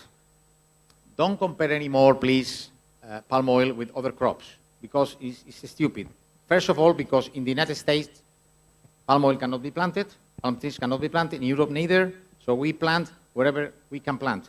Here in palm oil producing regions, they don't plant soy or they don't plant sunflower. So, and also, I know, and also you forget about the protein content of the crops of the oilseeds, right? And I put an example. The people that produce tomato, potato, or oranges, they produce much more than palm oil, much more. They produce 50 tons per hectare, 40 tons per hectare. They never claim, I produce more than palm oil, so I'm more efficient than palm oil. No, you are not. I mean, you produce potato because you cannot produce palm, right? So, and also, please don't mention anymore about the forest conservation. I heard many times, no, but we keep in Malaysia or in Indonesia, 50% of the land is forest, still forest. But if it was in the past 80%, why you deforested 30% of your land? So to reach 50, okay, it's higher than in Europe, but still you made a wrong thing. Finally, to end up, I think everybody knows this person, right? Does anybody not know this guy? Okay, and what the product he's announcing and he's promoting? Okay. Do you know this lady? Everyone knows her. But probably in the world, very few people know about what she could promote. Thank you very much. Thank you so much for being so provocative. Since you mentioned Europe is also good, and we have our SPOCO, is also good to mention that in Europe more than 90% of palm oil entering for edible uses is RSPO certified. In Italy, my country, is even 95 and more percent. So a great job. Finally, to the last speaker. You've been so kind to wait for so long, and we are 15 minutes late. But it's not all my fault because we started very late, and in the case, it's not my fault because it was the speaker that went too long. So our last speaker is going back to soy, and he represents probably the largest company, food company, particularly in commodities, and he operates everywhere, including palm oil and soy oil. So I leave the floor to Venkata Reddy, Senior Global Trade Tropical Oils at Cargill International. And the last topic that we are going to discuss here is the world soybean supply chain, how to feed the future. So it's a very visionary, unless you were a bit pessimistic. So let's try to end up by saying, we believe in the future. Your floor.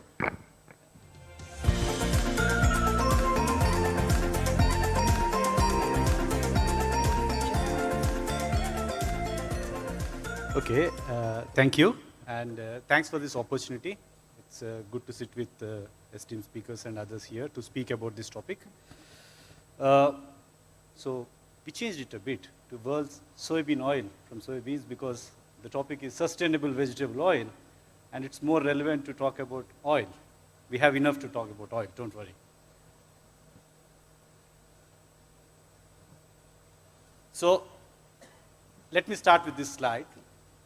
I'm the third person today in this afternoon actually presenting about prices, let me take you through the history a bit before we go into the future, because you should always know what has happened before you go and see what is going to happen or expect what is going to happen. We see a period of high volatility in last 2 years. So there are three ovals here. The last one signifies what has happened. But in the past, there were two other periods where you have seen similar kind of price action. The early part, the first one, starting 2005, 2006, is the time where the growth has started to grow higher in the food consuming countries. And that's also the same time when we have actually seen the mandates getting bigger. You see more mandates coming in countries accepting biofuels. This is kind of an early growth in food and also the introduction of biofuels to the market. Followed by it, you saw a very long period of consolidation where the world saw surplus oils. The balances were quite in favor of demand. You had oil, which is like available very easily without any difficulty. The prices trended down. The consolidation. And finally, the latest phase, which is kind of disruption and expansion, which is happening. Disruption because what you have seen is something which no charts, nothing can explain. We are traders in a day-to-day world, and the kind of supply chain issues that we have encountered in past 2 to 3 years is unbelievable and unimaginable.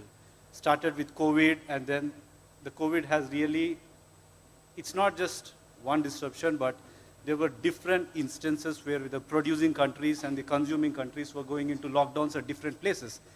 And these are the supply chains. Mind you, they work in just-in-time fashion. So it's not that people sit with a lot of surplus around. You just have the oil which you need, and you import whatever you need. And this completely got tossed for.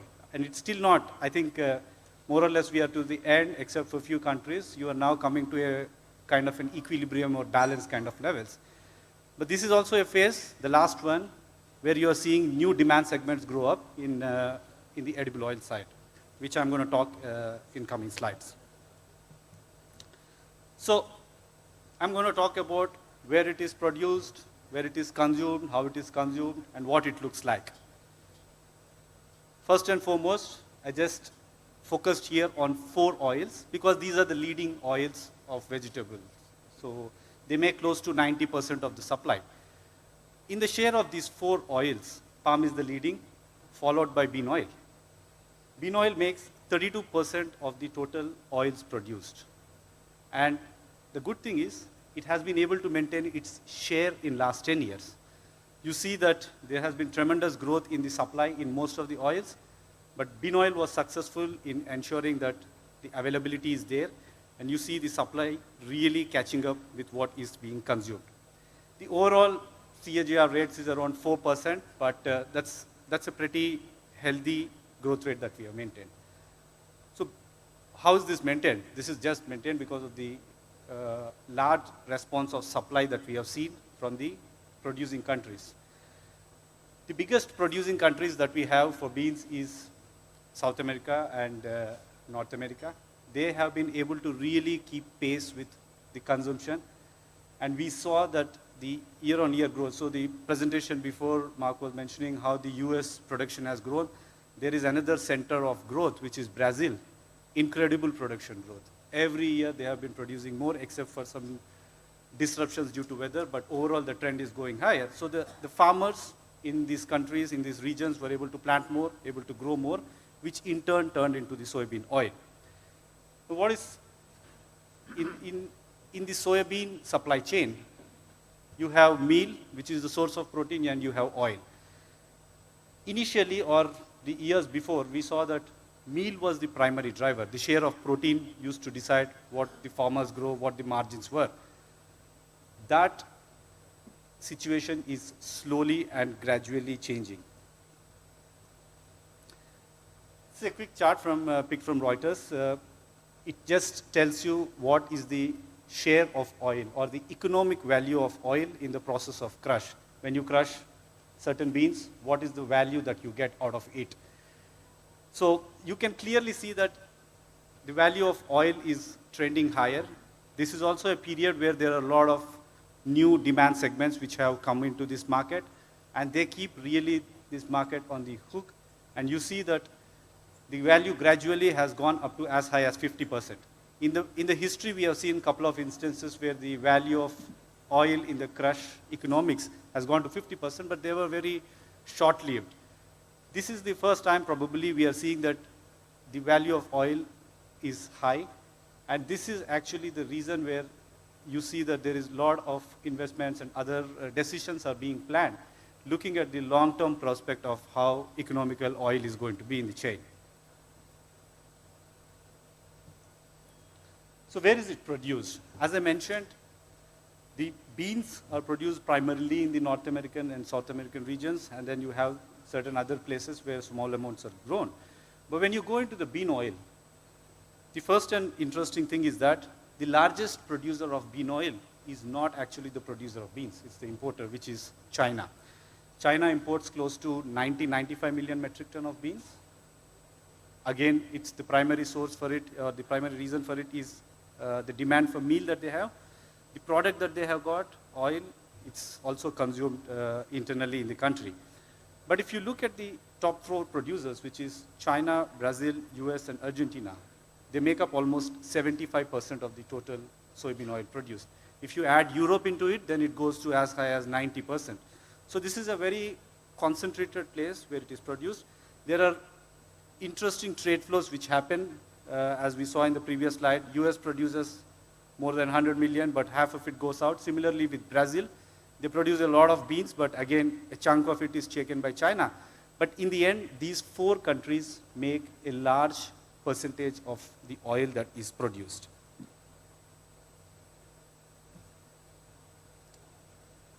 How is it consumed? Interesting question, huh? Because this is changing very fast. The share of bean oil in the biofuel usage is gradually going higher. So this is the pie chart from last 10 years. You can see that the share has gone up from 17 to 21%. In absolute terms, we have gone up from 7.5 million metric ton to 12.5 million metric ton. This is the bean oil, which is going into the biofuel production globally. And if you go back to 2000 to 2010, it's a similar trend which you see that year on year, this growth has been picking up. Now, the interesting thing is that this biofuel segment is heavily mandated, regulated. There is intense scrutiny from the government. There is a lot of interference which we get to see. And there is a lot of policy decisions which impact how this is used and what way it is consumed. What does this mean? It means that this is a segment which adds to the volatility in the prices. So when you see these big spikes coming in, because usually, except for some supply disruptions, the production is going up or down or up at a constant rate, and the demand is also growing at a constant rate. But this is a segment which brings volatility into the market. There are a lot of things which the governments keep doing. We see that they sometimes ban the imports coming into the biofuel side, impose anti-dumping duties, and all these kind of policy decisions are there, which really impact the trade flows. The food side of the growth is pretty stable, and it's been trending slowly down just because the overall pie is increasing. The growth, even in the food side, is increasing. But the growth in biodiesel is much more bigger, which means that the share of food is coming down slowly.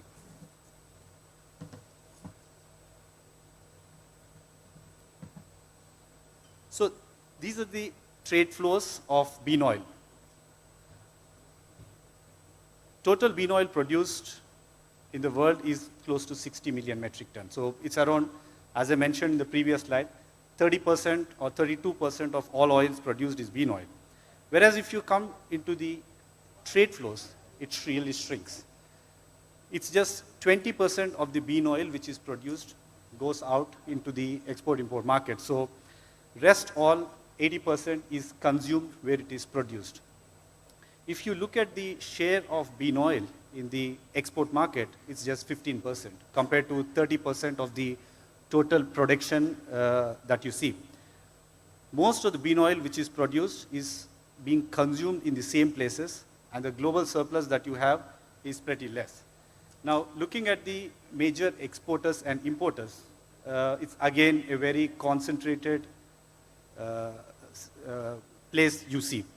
Between Argentina and Brazil, the South American countries make up almost 70% of the total exports, and India, the other side, stands at around 45 to 50%. It's between only these three countries, and in fact, if you just break it down, it's between Argentina and India. What it means? It means that the domestic issues or the domestic reasons in these countries can certainly impact the trade flows in a major way.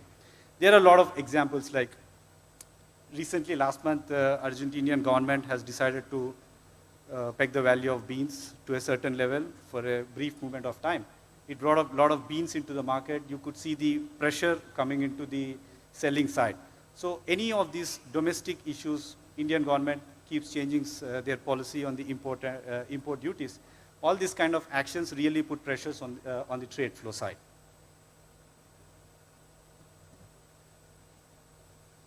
So let's move into the outlook and how it's looking like.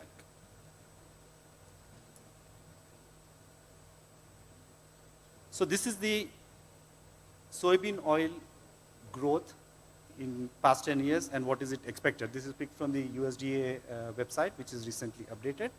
So the expectation of the growth in soybean oil is going to remain high in next 10 years, but that is going to slow down from what we have seen in the past 10 years. So in the past, we have seen a very healthy growth rates of close to 4%, but this is going to come down to something around 2.5%.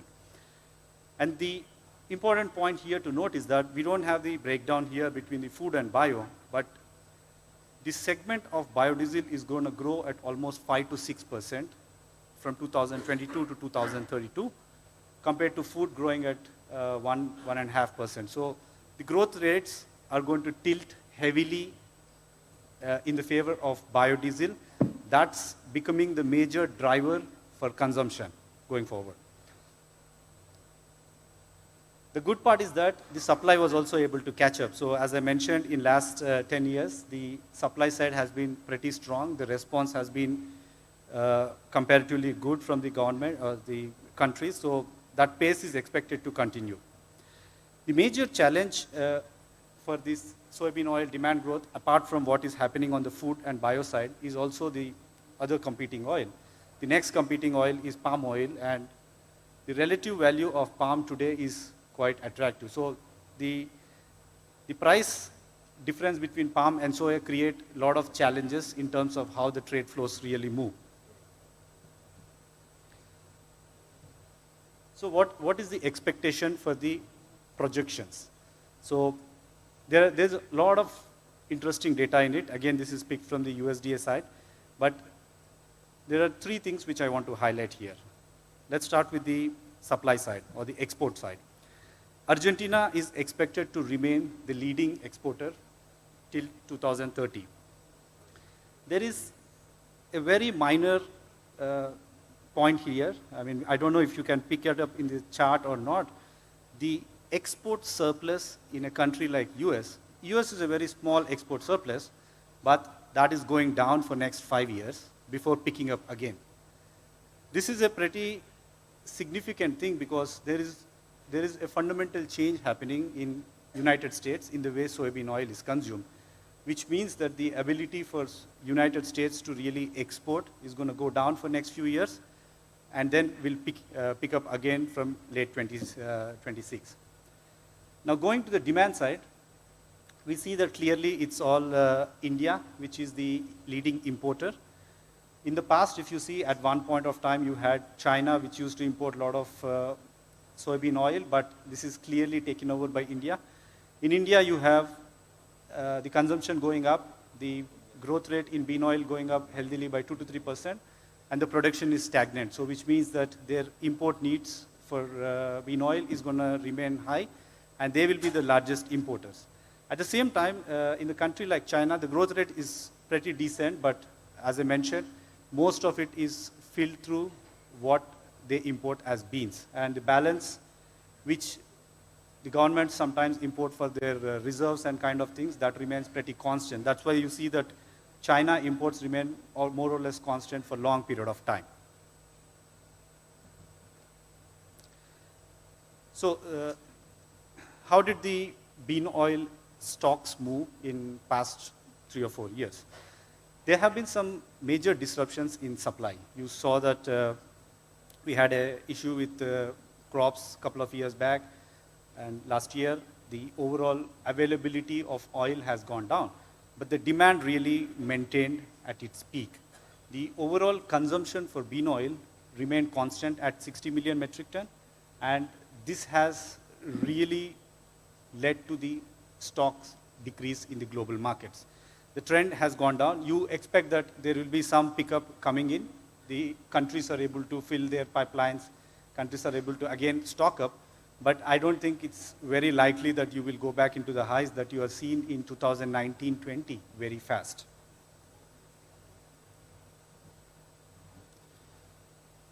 Now moving on to something very interesting. So if you remember, I mentioned about the prospect of demand changing in United States. So this is something which the previous speakers also, one of the speakers also mentioned about renewable diesel. So it's a normal, it's kind of a, the chemical properties of this is same as diesel, but it's renewable.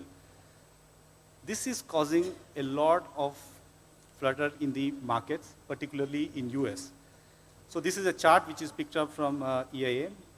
You can see the kind of growth that is expected here is exponential. And this growth is not expected after a few years. This growth is right in front of us in next few years, or possibly in less than 1 year, you are going to start seeing it.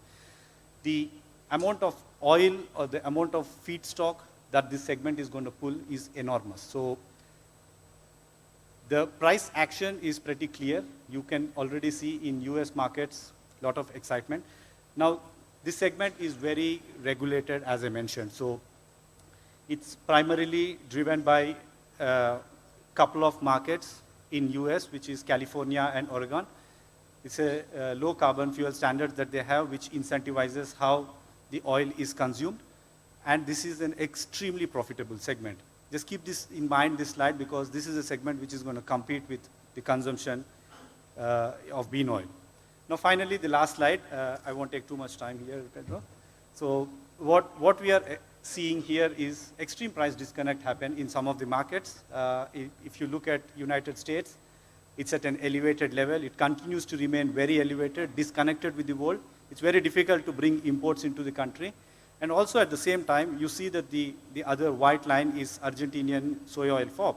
Now this has to compete with palm oil, and the supply and demand in palm oil creates an impact on the price side. You see that the markets have totally disconnected, and the volatility is going to remain with us, and the demand segments that are growing is enormous. We are going to see that there will be huge volatility in these markets for coming foreseeable time. That's it from me. Thank you so much. A great applause to you, Venkata, for being here and for waiting for all of us to be done. Thank you very much. I think we have time, although we are running out of time, but we have time for 1-2 questions. I was told I'm not going to take the question from the floor, but I'm taking them from the artificial intelligence that we have here. So I wonder what the role of moderators will be in the future, because at the beginning, the bios are projected, questions are here. In a couple of years, moderators are dead. So the first question I'm getting here from Franz Klassen, that probably is enjoying his little device there, or the artificial intelligence pretends to be Frank Klassen, is what is the WTO's view on development of sustainability criteria as part of the trade agreements, bearing in mind that criteria are perceived as non-tariff barriers? And I suppose, if it's still here, that the question goes to Mr. Cedric Penn, if he's still here with us. I hope so. I am. Wonderful, love that. Do you hear the question? Yes, I did, and thanks for the question. It's obviously not an easy one. First, let me say that the WTO, as WTO Secretariat in general, doesn't have any views by definition because we are a members-driven organization. But what I can say for sure is that sustainability, is very present in all our discussions. I mean, whether we discuss agriculture, but also in trade and environment and all these issues. I think the comment makes reference to non-tariff measures, and here there is a reference, I think, probably to the EU draft legislation and discussions which are taking place and which were also addressed by previous speaker. On this one, there is a dispute going on, so it's difficult to go beyond this because it's kind of fits on the legal side at the moment. But what I can just add is that one of the purposes of the retreat we had on 24th October was really to see how the agricultural disciplines can be updated to address all challenges, including sustainability. And I think this is what something about members are reflecting. There are different views, but I think we are beginning of a reflection about how to ensure that trade rules, following the mandates and the goal of the organization, can effectively address these issues. Thank you. Thank you so much, but stay here with us because if you don't want to answer, you can avoid to answer. If I was you, I would run away. But we have a question from Rosediana Suarto, and the question is still for you. What is the WTO requirements on sustainable palm oil? Because each country has different understanding, so different requirements. There is a question mark at the end. I'm not sure you got the question. No, definitely I got the question. I mean, in a nutshell, the WTO is not defining sustainability requirements by any means. What the WTO is trying to do is ensure that the measures adopted by members respect the principles and the disciplines of the WTO agreements, which are, in a nutshell, and to summarize because we have little time, but disciplines, trade measures must be non-discriminatory, trade measures must not be more restrictive than necessary to address legitimate objective, and this here I make reference to the TBT agreement. Also, there are some disciplines of the GATT agreement which are also relevant. So I don't want to enter into too many legal considerations. Again, there is a dispute going on, so I mean it's pretty kind of tricky issue at the moment. But in a nutshell, the WTO is here to ensure that the key disciplines of the agreement, which is ensuring a trade which is open, non-discriminatory, with kind of applying the same disciplines to both domestic and imported products.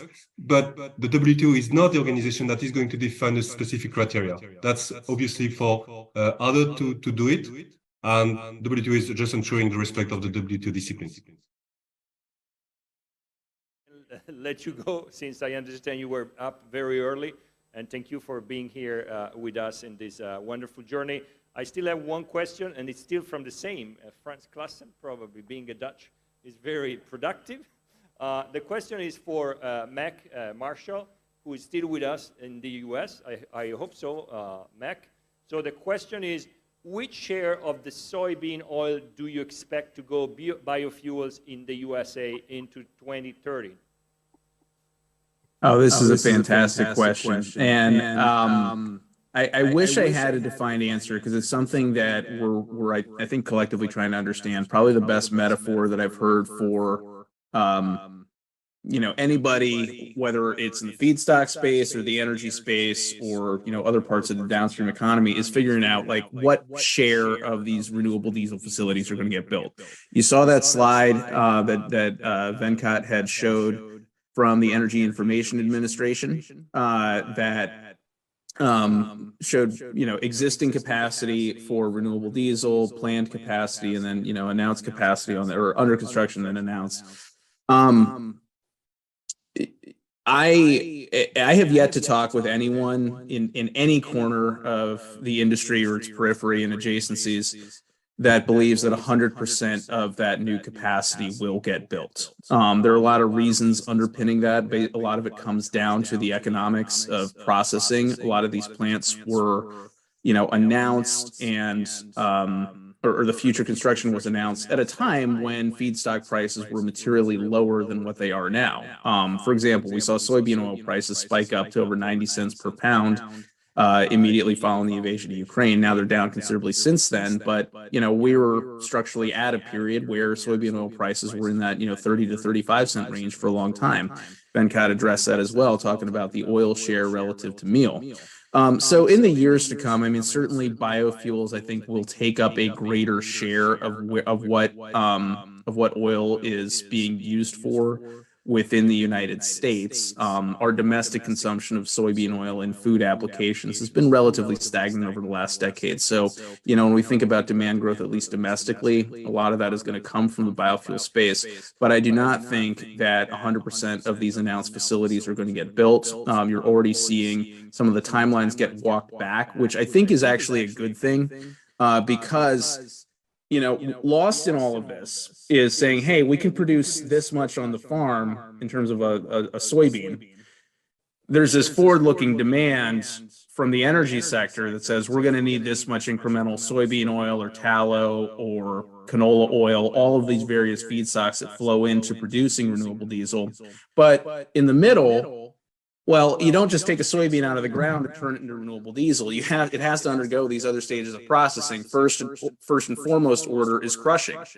And we're in the US, we're going through this sweeping wave over the next couple of years of seeing, really rapid crushing expansion, taking up our installed capacity by, approaching 30%. And that's good because I think it does some debottlenecking that's going to allow for more oil to flow into these other applications, going to produce more meal as well. But a 30% increase is not, a doubling. It's not a quadrupling. It's not the volume that would be, needed to fully fill that presumed feedstock demand. Moreover, we don't have the luxury of bringing more land into production that would and nor would it be responsible to, frankly, to produce more soybeans, to have more crush, to have more, deodorization, everything that needs to happen that. So, I think it's a market that's poised for growth. We're very excited about it. Again, I think soy being able to have an increased role in decarbonizing our economy is absolutely consistent with how we see soy playing a role in advancing the human condition collectively, because energy is intertwined through it all. But yeah, it's going to grow, and I think the magnitude of it is still something that we're all trying to figure out. I have regular calls with people in energy and people in ag as well, and it's something that we're all navigating through in the coming years. So great and very relevant question. A big applause to Mac that is going to bed right now. So he has been thank you to your kids that have been there in the home with you. So thank you so much. Enjoy tomorrow, actually. And we enjoyed today. I know we're over. There's no more questions, they tell me. But I just want 1 minute each of you to just end up with the future challenge. Since this is about Sustainable Vegetable Oils Conference, we're looking into the future. Which is the biggest challenge we have ahead of us? 1 minute, no more. Biggest challenge, halting deforestation. Very concise.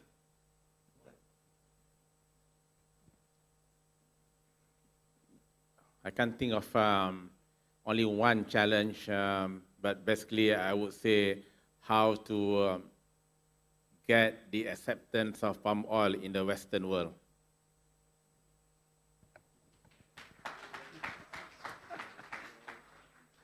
Yes, so I think one of the challenge which is already playing out is climate change and decarbonizing the world. So this is going to remain with us, and sustainable consumption or sustainable growth is something which is needed. And that will be evolving as we move forward now.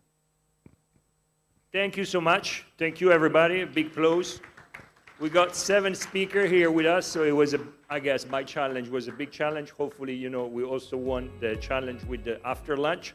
Now, I have to leave the floor to my future moderator, that is Dr. Naji Behab from the CPOPC. I guess you have to take pictures, so you prepare yourself. And do we have to get the picture? The floor is yours. Thank you very much, everybody. A round of applause, ladies and gentlemen, for Mr. Pietro Paganini for a fantastic moderating of the second sessions. Remain on the stage. Our moderator and also speakers here in person would like to use this opportunity to present to you our tokens of appreciation. And may we invite the Secretary General of CPOPC, Dr. Rizal Afandi Lukman, to kindly present our tokens of appreciation.